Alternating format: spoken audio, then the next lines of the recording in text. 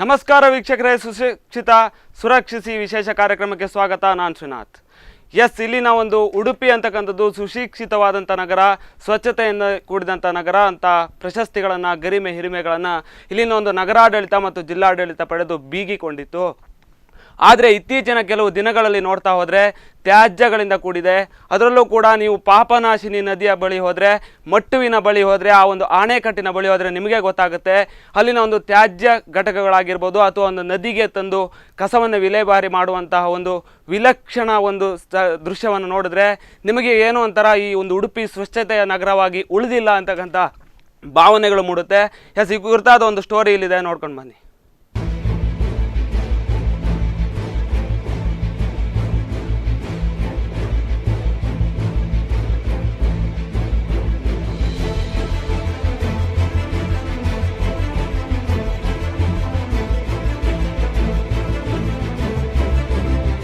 ನದಿಗಳನ್ನ ರಕ್ಷಿಸಬೇಕೆಂದು ಬೀದಿಗಿಳಿದು ಹೋರಾಟ ಮಾಡಿ ಪ್ರಚಾರ ಗಿಟ್ಟಿಸಿಕೊಳ್ಳುತ್ತಿರುವ ನಾಯಕರೇ ಮಟ್ಟು ಅಣೆಕಟ್ಟು ಪರಿಸರದಲ್ಲಿ ಹರಿತಾ ಇರುವ ಪಾಪನಾಶಿನಿ ನದಿಯನ್ನ ಒಮ್ಮೆ ಬಂದು ನೋಡಿ. ಪ್ಲಾಸ್ಟಿಕ್ ಮತ್ತು ಕಸದ ರಾಶಿ ತುಂಬಿ ಹೋಗಿ ಅವಾಂತರಗಳು ಸೃಷ್ಟಿಯಾಗಿದೆ.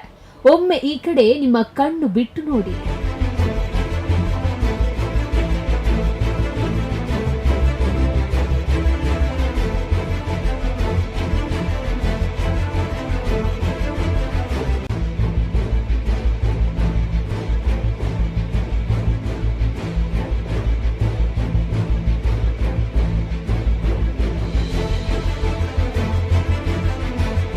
ಕಟಪಾಡಿ ಕೋಟೆ ಗ್ರಾಮ ಪಂಚಾಯತ್ ವ್ಯಾಪ್ತಿಯ ಮಟ್ಟು ಅಣೆಕಟ್ಟು ಪರಿಸರದಲ್ಲಿ ತನ್ನ ಪಾಡಿಗೆ ತಾನು ಶಾಂತವಾಗಿ ಹರಿಯುವ ನದಿ ಪಾಪನಾಶಿನಿ. ಒಂದು ಕಾಲದಲ್ಲಿ ಈ ಭಾಗದ ಪವಿತ್ರ ನದಿ ಆದ್ರೆ ಇಂದು ಅಪವಿತ್ರ ನದಿಯಾಗಿ ಮಾರ್ಪಾಡಾಗಿದೆ. ಈ ನದಿಯಲ್ಲಿ ಹಲವು ಕುಟುಂಬಗಳು ಮೀನುಗಾರಿಕೆ ಮಾಡಿ ಜೀವನವನ್ನ ಸಾಗಿಸ್ತಾ ಇದೆ. ಇನ್ನು ಇದೇ ನೀರನ್ನ ಜೀವನ ನಿರ್ವಹಣೆಗೆ ಹಾಗೂ ಜಾನುವಾರುಗಳಿಗೆ ಕುಡಿಯಲು ಉಪಯೋಗಿಸಿಕೊಳ್ತಿದ್ದಾರೆ. ಆದ್ರೆ ಇದೇ ನದಿಯಲ್ಲಿ ಕಸದ ರಾಶಿ ತಾಂಡವವಾಡ್ತಾ ಇದೆ.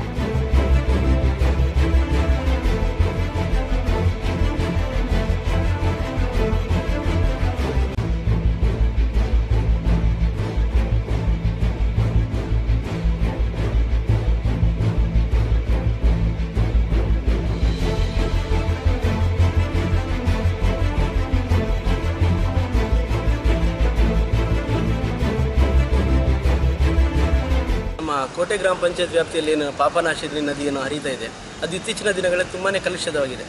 ಅಂದರೆ ಮೊದಲೇ ಈಗ ಅಲ್ಲಿ ಅಣೆಕಟ್ಟದಂಥ ಕೆಲಸ ಕಾರ್ಯಗಳು ನಡೀತಿದೆ, ಅಲ್ಲಿಂದ ಕೂಡ ಫ್ರೀಯಾಗಿ ಫ್ಲೋ ಆಗ್ತಾಯಿಲ್ಲ. ಅದರೊಟ್ಟಿಗೆ ಜನರು ಈ ಪ್ಲಾಸ್ಟಿಕ್ ಇದನ್ನೆಲ್ಲ ಡೈರೆಕ್ಟ್ ಆಗ್ತಾ ಇದ್ದಾರೆ. ಮತ್ತು ನಾವು ಅಲ್ಲಿ ನಮ್ಮ ಸ್ಥಳೀಯ ಗಣೇಶೋತ್ಸವ ಸಮಿತಿಯಿಂದ ಹಲವಾರು ಬಾರಿ ನಾವು ಅಲ್ಲಿ ಸ್ಥಳೀಯರಿಗೆ ಇದರ ಬಗ್ಗೆ ಮಾಹಿತಿಯನ್ನು ನೀಡಿದೆವು. ಆದರೂ ಕೂಡ ನಮ್ಮ ಊರಿಗಿಂತ ಜಾಸ್ತಿಯಾಗಿ ಅಲ್ಲಿ ಬೈಕಲ್ಲಿ ಆಚೀಚೆ ಹೋಗುವವರು ಅದನ್ನು ಬಿಸಾಡಿ ಹೋಗೋದೆಲ್ಲ ನಾವು ಸಾಮಾನ್ಯವಾಗಿ ಕಾಣ್ತಾ ಇದ್ದೇವೆ. ಇದನ್ನೀಗ ನೋಡಿ, ಆ ಪಾಪನಾಶಿನಿ ನದಿಗೆ ಅದಕ್ಕೊಂದು ತುಂಬಾ ಪವಿತ್ರತೆ ಇದೆ. ಅದನ್ನು ಈಗ ಸ್ಥಳೀಯ ಕೃಷಿಕರಲ್ಲಿ ಮಟ್ಟುಗುಳ್ಳ ಇದಕ್ಕೆ ಕೂಡ ಆಗುತ್ತೆ, ಮೀನುಗಾರಿಕೆ ಎಲ್ಲರೂ ಅದನ್ನು ಯೂಸ್ ಮಾಡ್ತಾ ಇದ್ದಾರೆ. ಅದರಿಂದ ಅದರ ಸ್ವಚ್ಛತೆ ಕಾಪಾಡೋದು ನಮ್ಮೆಲ್ಲರ ಆದ್ಯ ಕರ್ತವ್ಯ. ಈಗ ನಾವು ಬರೀ ಸ್ವಚ್ಛ ಭಾರತ್ ಅಂತ ಬರೀ ಭಾಷಣ ವೇದಿಕೆಯಲ್ಲಿ ಮಾತಾಡೋದಕ್ಕಿಂತ ನಾನು ಯಾರಿಗೂ ಇಂಡಿವಿಜುವಲ್ ಆಗಿ ಅವರದು ಇವ್ರದ್ದು ತಪ್ಪ ನಾವಾಗಿ ಅದನ್ನು ನಿಲ್ಲಿಸಿದರೆ ಮಾತ್ರ ಅದರಿಂದ ಸೊಲ್ಯೂಷನ್. ಅದನ್ನು ನಾವು ಯಾರೋ ಪಂಚಾಯತ್ ಅವ್ರು ಮಾಡಬೇಕು ಇವ್ರು ಮಾಡಬೇಕಂತ ಕೂತ್ಕೊಂಡ್ರೆ ಅದನ್ನು ನಾವು ಸ್ವಚ್ಛ ಮಾಡಲಿಕ್ಕೆ ಸಾಧ್ಯ ಇಲ್ಲ. ನಾವಾಗಿ ಈ ಬಗ್ಗೆ ಒಂದು ಮುಂಜಾಗ್ರತೆ ವಹಿಸಿ ನಮ್ಮಿಂದಲೇ ಆ ಒಂದು ತ್ಯಾಜ್ಯವನ್ನು ಕಂಟ್ರೋಲ್ ಮಾಡುವಂಥ ಕೆಲಸ ನಮ್ಮಿಂದಲೇ ಆಗಬೇಕಂತ ಈ ಮೂಲಕ ವಿನಂತಿಸ್ಕೊಳ್ತಾ ಇದ್ದೇನೆ.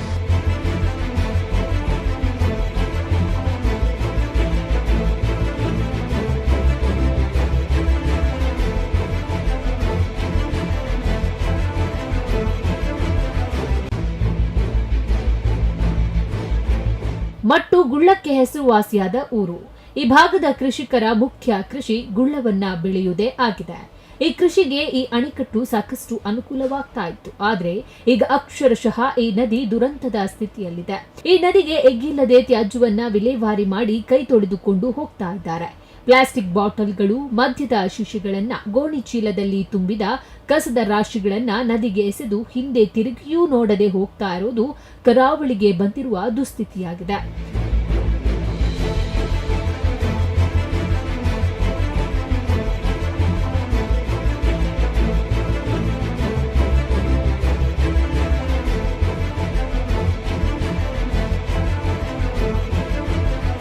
ಸ್ಥಳೀಯ ಗ್ರಾಮ ಪಂಚಾಯತ್ ಅಧಿಕಾರಿಗಳ ಕಣ್ಣು ಮುಚ್ಚಿ ಹೋಗಿದೆ. ಆದ್ರಿಂದಲೇ ಕಣ್ಣಿಗೆ ಇಂತಹ ಸಮಸ್ಯೆಗಳು ಯಾವುದೂ ಕಾಣಿಸದೆ ಕಣ್ಣ ಮುಚ್ಚಾಲೆ ಆಡ್ತಾ ಇದೆ. ಇದರಿಂದ ನಿಜವಾಗ್ಲೂ ಕಷ್ಟ ಅನುಭವಿಸ್ತಾ ಇರೋದು ಅಲ್ಲಿನ ಗ್ರಾಮಸ್ಥರು ಮಾತ್ರ.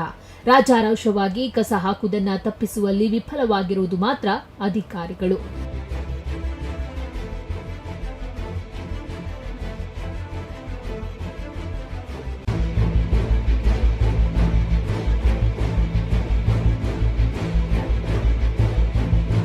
ಒಟ್ಟಾರೆಯಾಗಿ ಇಂತಹ ಸಮಸ್ಯೆಗಳಿಗೆ ಅಂತ್ಯವನ್ನ ಹೇಗೆ ಹಾಡ್ತಾರೆ ಅನ್ನೋದನ್ನ ಮಾತ್ರ ಕಾದು ನೋಡಬೇಕಿದೆ. ಪ್ರಮೋದ್ ಸುವರ್ಣ, ಕಟ್ಪಾಡಿ, ಸ್ಪಂದನ ಟಿವಿ, ಉಡುಪಿ.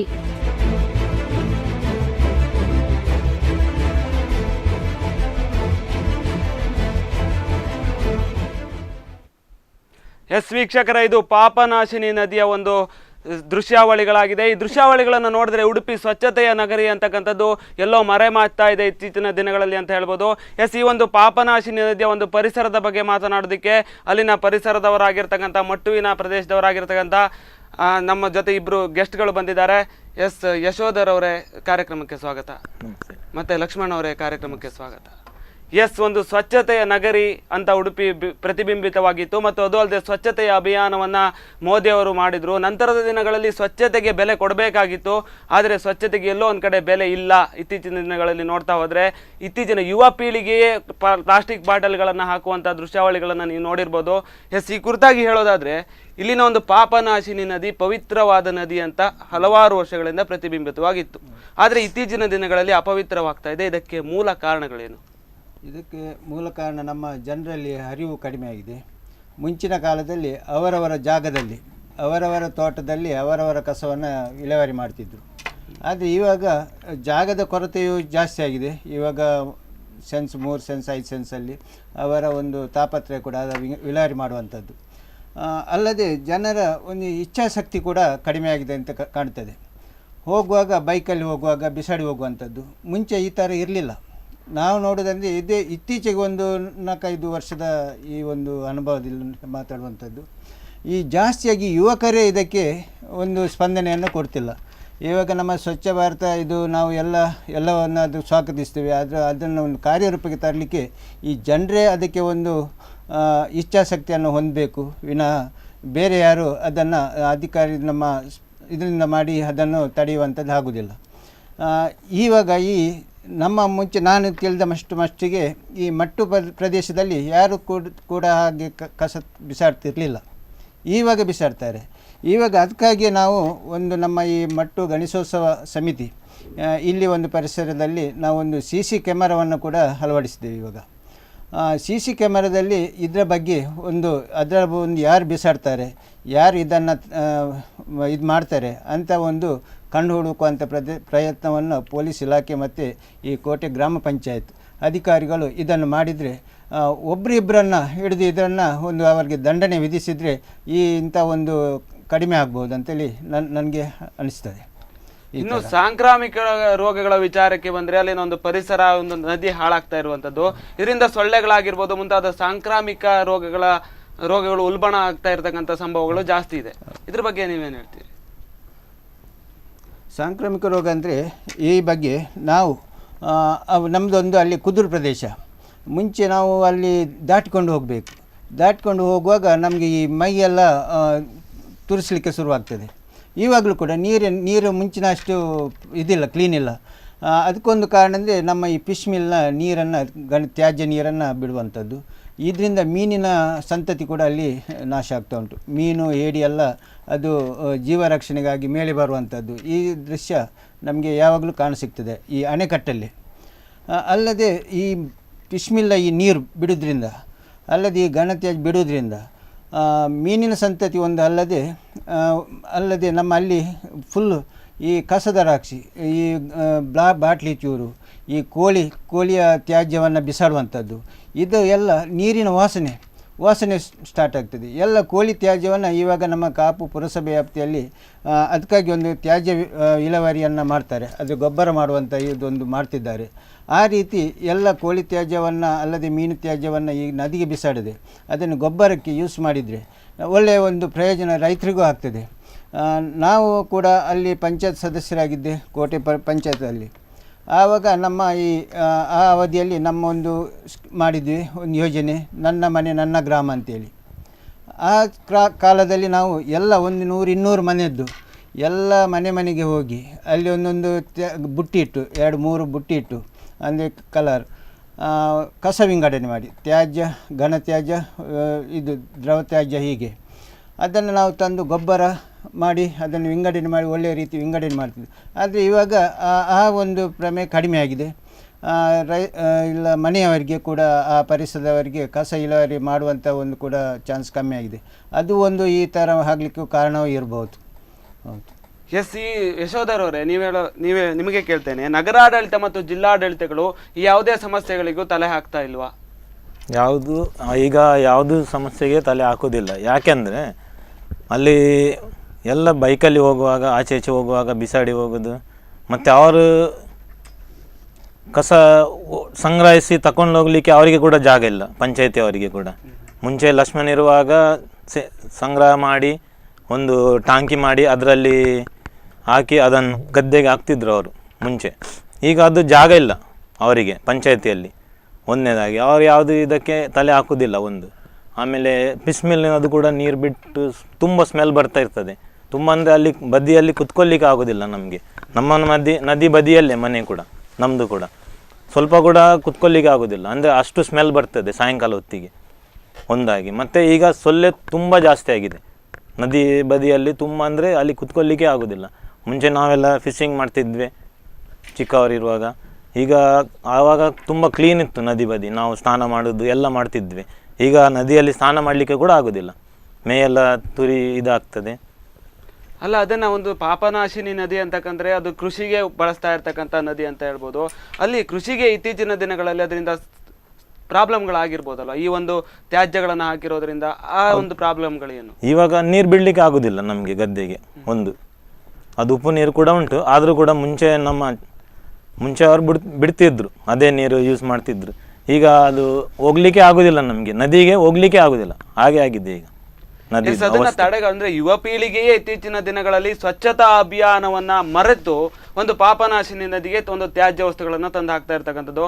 ಅದು ಅಲ್ಲದೆ ಕುಡಿಯುವಂತ ಬಾಟಲಿಗಳು, ಪ್ಲಾಸ್ಟಿಕ್ ಬಾಟಲಿಗಳು, ಇದನ್ನೆಲ್ಲ ತಂದು ಹಾಕೋದ್ರಿಂದ ಪಾಪನಾಶಿನಿ ನದಿ ಮಾತ್ರ ಅಲ್ಲ, ಪರ್ಟಿಕ್ಯುಲರ್ ಆಗೋದಲ್ಲ, ತುಂಬಾ ನದಿಗಳು ಕೂಡ ಇಂಥ ಪ್ರಾಬ್ಲಮ್ಗಳಲ್ಲಿ ಸಿಲುಕಿಕೊಂಡಿರುವಂಥದ್ದು. ಇದನ್ನೆಲ್ಲ ಯುವಕರನ್ನ ಈ ಒಂದು ವಿಷಯದಿಂದ ತಡೆಗಟ್ಟುವ ನಿಟ್ಟಿನಲ್ಲಿ ಏನು ಕ್ರಮಗಳನ್ನೆಲ್ಲ ಕೈಗೊಳ್ಬೋದು? ತಡೆಗಟ್ಟಬಹುದು ಅಂದರೆ ಈಗ ಹೊರದೇಶದಲ್ಲೆಲ್ಲ ಕಾನೂನು ಖಡಕ್ ಇದೆ. ಅಂದರೆ ಒಂದು ಯಾರಾದರೂ ತಪ್ಪು ಮಾಡಿದರೆ ದೊಡ್ಡ ಫೈನ್ ಇಡ್ತಾರೆ, ಒಂದು 10,000 5,000. ಈಗ ಕಸ ಬಿಸಾಡಿದರೆ ದೊಡ್ಡ ಫೈನ್ ಇಡಬೇಕು, ಪಂಚಾಯತ್ ಆಗಲಿ ಇಲ್ಲದಿದ್ದರೆ ಜಿಲ್ಲಾ ಪಂಚಾಯತ್, ಯಾರು ಕೂಡ. ಒಂದು ಕಾನೂನು ಕರೆಕ್ಟ್ ಮಾಡಿದರೆ, ಫೈನ್ ದೊಡ್ಡದು ಹಾಕಿದರೆ ಮತ್ತೆ ಬಿಸಾಡೋದಿಲ್ಲ. ಒಂದು 2-3 ಮಂದಿಯನ್ನು ಹಿಡಿದು ಅವರಿಗೆ ಕರೆಕ್ಟ್ ಫೈನ್ ಹಾಕಿದರೆ ಒಂದು ದೊಡ್ಡ ಮಟ್ಟದಲ್ಲಿ ಫೈನ್ ಆಗಬೇಕು, ಹಾಗಾದರೆ ಅದು ನಿಲ್ತದೆ, ಇಲ್ಲದಿದ್ದರೆ ನಿಲ್ಲುವುದಿಲ್ಲ ಅದು. ಈ ಕುರಿತಾಗಿ ನೀವು ಜಿಲ್ಲಾಡಳಿತಕ್ಕಾಗಿರ್ಬೋದು ಅಥವಾ ಸಂಬಂಧಪಟ್ಟ ಅಧಿಕಾರಿಗಳಿಗಾಗಿರ್ಬೋದು ಇದನ್ನು ತಡೆಗಟ್ಟುವ ನಿಟ್ಟಿನಲ್ಲಿ ಯಾವುದೇ ಒಂದು ಮನವಿಗಳನ್ನು ಕೂಡ ಮಾಡಲಿಲ್ವ ನೀವು? ನಾವು ಈ ಬಗ್ಗೆ ನಮ್ಮ ಒಂದು ಸಮಿತಿ, ಗಣೇಶೋತ್ಸವ ಸಮಿತಿ, ಇದು ಮೇಯ್ನ್ ಆಗಿ ಉಂಟು ನಮ್ಮ ಈ ನದಿ ಪರಿಸರದಲ್ಲಿ. ಇದರ ಬಗ್ಗೆ ತುಂಬ ಅರಿವು ಮೂಡಿಸಿದ್ವಿ. ಪರಿಸರ ಮಾಹಿತಿಯನ್ನು, ಮತ್ತು ಅಲ್ಲಿ ಗ್ರಾಮ ಸ್ವಚ್ಛತೆಯನ್ನು, ಅಲ್ಲಿ ಇವಾಗ ಒಂದು ಗಣೇಶ ವಿಹಾರ ಧಾಮವನ್ನು ಮಾಡಿದ್ದೀವಿ. ಅಲ್ಲಿ ಕೂಡ ಯಾರು ಕಸ ಹಾಕಬಾರ್ದು, ಯಾರು ಇದು ಮಾಡಬಾರ್ದು, ತುಂಬ ಅರಿವನ್ನು ಮೂಡಿಸ್ತೇವೆ. ಆದರೂ ಕೂಡ ನಾವು ಇಲ್ಲದ ಹೊತ್ತಲ್ಲಿ, ಬೆಳಗ್ಗಿನ ಹೊತ್ತಲ್ಲಿ ಇಲ್ಲ ರಾತ್ರಿ ಹೊತ್ತಲ್ಲಿ ಹೋಗಿ ಬಿಸಾಡುವಂಥದ್ದು. ಅದಕ್ಕಾಗಿ ಇವಾಗ CCTV ಅಳವಡಿಸಿದ್ದೀವಿ. ಇವಾಗ ಒಂದು ಗಣೇಶೋತ್ಸವ ಟೈಮಲ್ಲಿ ಅದರ ಬಗ್ಗೆಯೂ ಕೂಡ ಯಾರು ಬಿಸಾಡ್ತಾರೆ ಅಂತ ಒಂದು ಕಂಡು ಹುಡುಕುವ ಒಂದು ಪ್ರಯತ್ನವನ್ನು ಮಾಡ್ಬೋದು.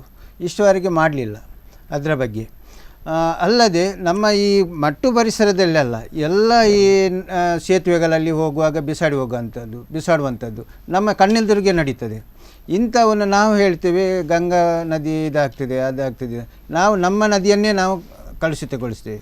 ಇದಕ್ಕೊಂದು ನಾವು ನೋಡ್ತೇನೆ. ಮೊನ್ನೆ ನಾನೊಂದು ತಿರುಪತಿಗೆ ಹೋದಾಗ ಅಲ್ಲಿಯ ಒಂದು ಕ್ಲೀನ್ ಅವರು ಹೇಗೆ ಮೇಂಟೈನ್ ಮಾಡ್ತಾರೆ, ಅದೇ ಪರಿಸರವನ್ನು ನಮ್ಮ ಯಾಕೆ ಮಾಡಬಾರ್ದು ಅಂತ ಒಂದಿತ್ತು. ನಾವು ಹೇಳ್ತೀವಿ ನಾವು ಬುದ್ಧಿವಂತರು, ನಾವು ಹೆಚ್ಚು ಕಮ್ಮಿ ಈ ವಿಷಯದಲ್ಲಿ ನಾವು ಒಂದು ಸ್ವಚ್ಛತಾ ಗ್ರಾಮ ಅಂತೇಳಿ, ಸ್ವಚ್ಛತಾ ನಗರ ಅಂತೇಳಿ ಸರ್ಟಿಫಿಕೇಟ್ ಮಾತ್ರ ಪಡ್ಕೊಂಡು ಇದ್ದೇವೆ. ನಾವು ಸ್ವಚ್ಛತೆ ಹಿರಿಮೆಯನ್ನು ಮಾಡ್ಕೊಂಡಿದ್ದೀರಾ ಇಲ್ಲ. ನಾವು ನೋಡಿದಾಗ ಎಲ್ಲ ಕಡೆ ಹೈವೇ ಆಗಿರಲಿ ಎಲ್ಲ ಕಡೆಯೂ ಕೂಡ ಕಸದ ರಾಶಿಯೇ ತುಂಬಿ ಹೋಗಿದೆ. ಈ ಮಟ್ಟದಲ್ಲಿ ನಾವು ಬೇರೆಯವರಿಗೆ ಹೋಲಿಸಿದರೆ ನಾವು ತುಂಬ ಹಿಂದೆ ಇದ್ದೇವೆ. ನಮ್ಮ ಪರಿಸರ ಇದಕ್ಕೆ ಒಂದು ಹಳ್ಳಿಯ ಒಂದು ಜಿಲ್ಲಾಡಳಿತ ಏನು ಕ್ರಮ ಕೊಂಡಿದೆ ಅಂತ ಹೇಳಿದರೆ, ಒಂದೊಂದು ಜಾಗಕ್ಕೆ ಒಂದೊಂದು ಏರಿಯಾಕ್ಕೆ ಒಬ್ಬೊಬ್ಬರು ಒಂದು ಜನವೇ ಬಿಟ್ಟಿದ್ದಾರೆ. ಆ ಒಂದು ಕಸ ಒಂದು ಮರದ ಎಲೆ ಬಿದ್ದರೂ ಕೂಡ ಕೂಡಲೇ ಬಂದು ಎಕ್ಕಿ ಹಾಕುವಂಥದ್ದು, ಇಂಥ ಒಂದು ಏರಿಯಾವನ್ನು ಅವರು ಇಡುವಂಥದ್ದು, ಆ ಕ್ರಮ ಕೈಗೊಳ್ತಾರೆ. ಅದನ್ನು ನಾವು ಯಾಕೆ ಮಾಡಬಾರ್ದು? ನಮ್ಮ ಜಿಲ್ಲಾಡಳಿತ ಆ ಕ್ರಮವನ್ನು ಯಾಕೆ ಕೈಗೊಳ್ಳಬಾರ್ದು? ಇದು ನಮ್ಮ ಪ್ರಶ್ನೆ.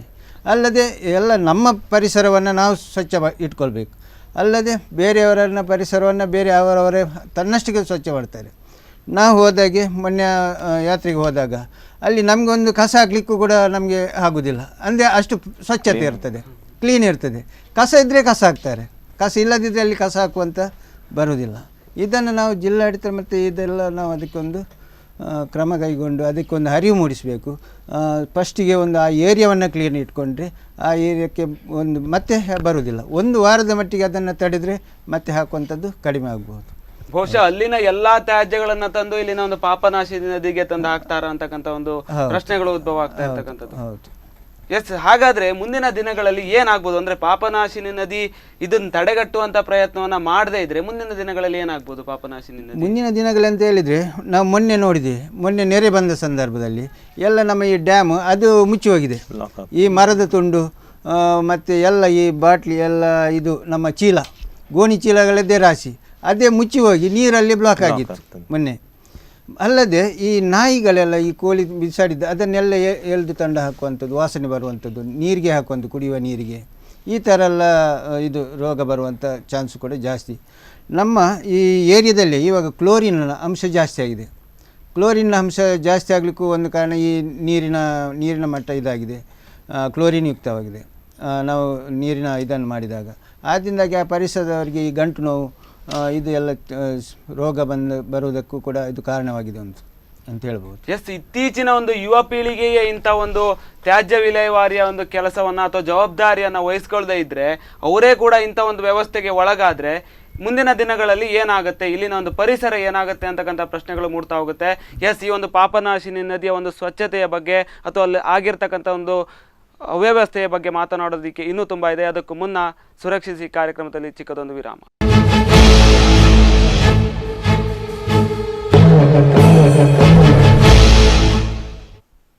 ವಿರಾಮದ ನಂತರ ಸುರಕ್ಷಿಸಿ ವಿಶೇಷ ಕಾರ್ಯಕ್ರಮಕ್ಕೆ ಸ್ವಾಗತ. ಎಸ್, ನಾನು ಮಾತಾಡ್ತಾ ಇದ್ದೆ ಪಾಪನಾಶಿನಿ ನದಿಯ ಒಂದು ಸಮಸ್ಯೆಗಳ ಬಗ್ಗೆ, ಅಲ್ಲಿನ ಒಂದು ಅವ್ಯವಸ್ಥೆಯ ಬಗ್ಗೆ ಮಾತನಾಡ್ತಾ ಇದ್ದೆ. ಎಸ್, ಈ ಬಗ್ಗೆ ನಿಮಗೇನಾದರೂ ಮಾಹಿತಿಗಳಿದ್ರೆ ಅಥವಾ ಒಂದು ಪಾಪನಾಶಿನಿ ನದಿಯ ಬಗ್ಗೆ ಅಥವಾ ಅದನ್ನು ಉಳಿಸುವ ಬಗ್ಗೆ ಏನಾದರೂ ಅಭಿಪ್ರಾಯಗಳಿದ್ರೆ ನೀವು ಕೆಳಗೆ ಕಾಣ್ತಿರುವಂಥ ಒಂದು ನಂಬರಿಗೆ ಕಾಲ್ ಮಾಡ್ಬೋದಾಗಿದೆ. ಎಸ್, ಇನ್ನೊಂದು ವಿಷಯ ಏನು ಅಂತಂದರೆ ಇಲ್ಲಿರ್ತಕ್ಕಂಥ ಫಿಶ್ ಮೀಲ್, ಈ ಫಿಶ್ ಮೀಲಿನ ಒಂದು ಸಮಸ್ಯೆಗಳು ಒಂದು ಪಾಪನಾಶಿನಿ ನದಿಯಲ್ಲಿ ಭಾರಿ ಪ್ರಮಾಣದಲ್ಲಿ ಆಗ್ತಾ ಇದೆ ಅಂತ ಮಾಹಿತಿಗಳು ಕೇಳಿಬಂದಿದೆ. ಯಾವ ರೀತಿಯಲ್ಲ ಒಂದು ಸಮಸ್ಯೆಗಳು ಈ ಒಂದು ಫಿಶ್ ಮೀಲ್ನಿಂದ ಆಗ್ತಾ ಇರ್ತಕ್ಕಂಥದ್ದು? ಫಿಶ್ ಮೀಲ್ ಅಂತ ಹೇಳಿದರೆ ಅವರ ತ್ಯಾಜ್ಯ ನೀರನ್ನು ಬಿಡುವಂಥದ್ದು. ಇದು ಸಾಧಾರಣ ನಮಗೆ ಸ್ಟಾರ್ಟ್ ಆದಲು ಕೂಡಲೇ ಅದು ಸ್ಟಾರ್ಟ್ ಆಗಿದೆ. ಅದಕ್ಕೆ ಒಂದು ಪರಿಹಾರವಾಗಿ ಅವರು ಸಮುದ್ರಕ್ಕೆ ಬಿಡುವಂಥದ್ದನ್ನು ಮಾಡಿದ್ದಾರೆ. ಆದರೂ ಕೂಡ ಇವಾಗಲೂ ಕೂಡ ಅಮಾವಾಸ್ಯೆ ತುಂಬಿದ ನೀರಲ್ಲಿ ಅದು ಬರುವಾಗ ಈ ನೀರು ಬಿಡುವಂಥದ್ದು ಇರ್ತದೆ. ಅದು ಆವಾಗ ಅದರ ಮೇಲಿನ ಎಣ್ಣೆ ಅದು ನೀರಿನ ಮೇಲೆ ತೇಲ್ತಾ ಇರ್ತದೆ. ಆವಾಗ ನಾವು ನೀರನ್ನು ಮುಟ್ಟಿದಾಗ ಅಲ್ಲದೆ ನೀರಲ್ಲಿ ನಡೆದಾಗ ಮೈ ತುರಿಸುವಂಥದ್ದು, ಬೊಕ್ಕೆ ಬೀಳುವಂಥದ್ದು ಇದು ಆಗ್ತದೆ ಆ ನೀರಿನಿಂದಾಗಿ. ಮತ್ತೆ ಒಂದು ಸ್ಮೆಲ್ ಕೂಡ ತುಂಬಾ ಬರ್ತದೆ. ಸ್ಮೆಲ್ ಒಂದು 2 ಕಿಲೋಮೀಟರ್ ತನಕ ಸ್ಮೆಲ್ ಇರ್ತದೆ. ನದಿಗಿಂತ 2 ಕಿಲೋಮೀಟರ್ ತನಕ ಬರ್ತದೆ ಸ್ಮೆಲ್. ಅದು ಕಟ್ಪಾಡಿ ಪರಿಸರ ಫುಲ್ ಸ್ಮೆಲ್, ಅದರದ್ದೊಂದು ಸ್ಮೆಲ್ಲೇ ಬೇರೆ ಇರ್ತದೆ ಗಾಳಿಗೆ.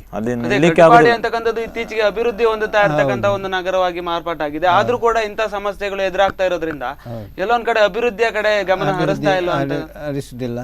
ಮತ್ತೆ ಅದಕ್ಕೊಂದು ಸಮರ್ಪಕವಾದ ವ್ಯವಸ್ಥೆಯನ್ನು ಮಾಡಬೇಕು. ವ್ಯವಸ್ಥೆ ಇದ್ದರೆ ಎಲ್ಲವನ್ನು ಕೂಡ ಅದನ್ನು ಪರಿಹರಿಸಿಕೊಳ್ಬೋದು. ಇದರಿಂದಾಗಿ ಜನರಿಗೂ ತುಂಬ ಉಪದ್ರ. ಆದರೆ ಜನರು ಎಷ್ಟು ಅದಕ್ಕೆ ಪ್ರತಿಭಟನೆ ಮಾಡಿದ್ರು, ಅದು ಏನು ಪ್ರಯೋಜನ ಆಗಲಿಲ್ಲ. ಅಂದ್ರೆ ಈ ಪಾಪನಾಶಿನಿ ನದಿಯ ಸಮಸ್ಯೆ ಏನು ಅಂತಂದ್ರೆ ಕಳೆದ ಒಂದು 5-6 ತಿಂಗಳಿಂದ ಇದೇ ಸಮಸ್ಯೆ ಇತ್ತು. ಮತ್ತೆ ಸ್ವಲ್ಪ ತಣ್ಣಗಾಗುತ್ತೆ, ಮತ್ತೆ ಅದು ಬುಗಿಲೇಳುತ್ತೆ ಅಂತ. ಅಂದ್ರೆ ಈ ಫಿಶ್ ಮೀಲ್ ಬಗ್ಗೆ ಪರ್ಟಿಕ್ಯುಲರ್ ಆಗಿ ಮಾತಾಡ್ತಾ ಬಂದ್ರೆ ಅವರಿಗೆ ನೀವು ಯಾವುದೇ ರೀತಿಯಾದಂತಹ ಮನವಿಯನ್ನ ಮಾಡ್ಲಿಲ್ವಾ?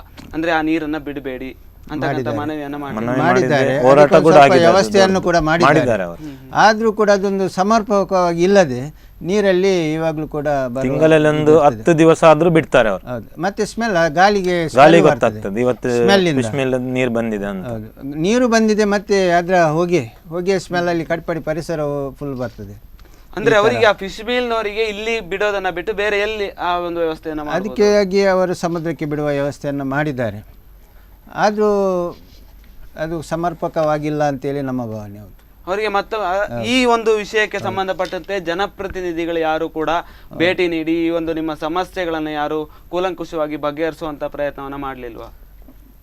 ಜನಪ್ರತಿಗಳು ಯಾರು ಬರಲಿಲ್ಲ. ಯಾರು ಇಷ್ಟವರೆಗೆ ಇದರ ಬಗ್ಗೆ ನಮಗೆ ಆ ಬಗ್ಗೆ ಆಗಲಿ ಈ ಕಸದ ಸಮಸ್ಯೆ ಆಗಲಿ ಯಾರು ಮಾಡಲಿಲ್ಲ. ಅದಕ್ಕಾಗಿ ಒಂದು ವ್ಯವಸ್ಥೆ ಮಾಡುವಂಥದ್ದು ಇವಾಗ ಮಾಡಿದ್ದಾರೆ. ನಮ್ಮ ಕಾಪು ಇದರಲ್ಲಿ ತ್ಯಾಜ್ಯ ಇಳುವರಿ, ತ್ಯಾಜ್ಯ ಘಟಕ ಅದನ್ನೆಲ್ಲ ಮಾಡಿದ್ದಾರೆ. ಆದರೆ ಅದು ಪುರಸಭೆ ವ್ಯಾಪ್ತಿಗೆ ಮಾತ್ರ ಬರ್ತದೆ, ನಮ್ಮ ಈ ಗ್ರಾಮ ಪಂಚಾಯತಿ ವ್ಯಾಪ್ತಿಗೆ ಬರುವುದಿಲ್ಲ. ಇದನ್ನು ನಾವು ಗ್ರಾಮ ಪಂಚಾಯತಿಯವರೇ ಅದಕ್ಕೊಂದು ಸ್ಥಳವನ್ನು ನಿಗದಿ ಮಾಡುವುದು, ಇದನ್ನು ಅಲ್ಲಿಂದಲೇ ಮಾಡಬೇಕು. ಅಲ್ಲ, ಇದೊಂದು ಪುರಸಭೆ ವ್ಯಾಪ್ತಿ ಬರುವುದಿಲ್ಲ. ವ್ಯಾಪ್ತಿಯಿಂದಾಗಲೇ ಅದು ನಮಗೆ ಯಾರು ಇದು ಅವರ ವ್ಯಾಪ್ತಿ ಇದು ಇವರ ವ್ಯಾಪ್ತಿ ಅಂತೇಳಿ ಜನರು ಇವಾಗ ತುಂಬ ಕಷ್ಟದಲ್ಲಿದ್ದಾರೆ. ನಮ್ಮ ಈ ಏರಿಯಾದಲ್ಲಿ ನಮ್ಮ ಕುದೂರು ಪ್ರದೇಶದಲ್ಲಿ ನೋಡಿದ ಹಾಗೆ ಎಲ್ಲ ತುಂಬ ಫುಲ್ ಚೀಲ ಮತ್ತು ಪ್ಲಾಸ್ಟಿಕ್ ತುಂಬಿ ಹೋಗಿದೆ, ಬಾಟ್ಲಿ.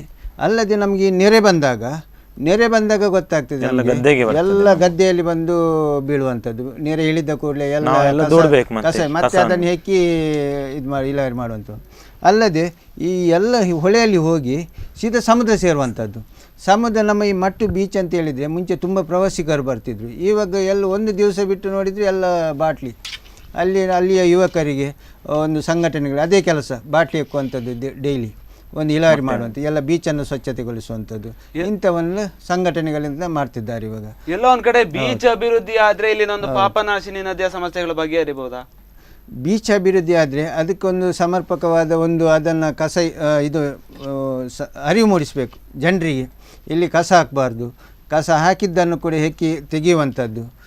ಅದಕ್ಕಾಗಿ ಒಂದು ಆ ಏರಿಯಾದಲ್ಲಿ ಒಬ್ಬರನ್ನು ನೇಮಕ ಮಾಡುವಂಥದ್ದು. ಈ ಥರ ಒಂದು ಮಾಡಿದರೆ ಜಿಲ್ಲಾಡಳಿತ ಮಾಡಬೇಕು, ಅದನ್ನು ನಮ್ಮ ಪಂಚಾಯತ್ ವ್ಯಾಪ್ತಿಯಲ್ಲಿ ಮಾಡಬೇಕು.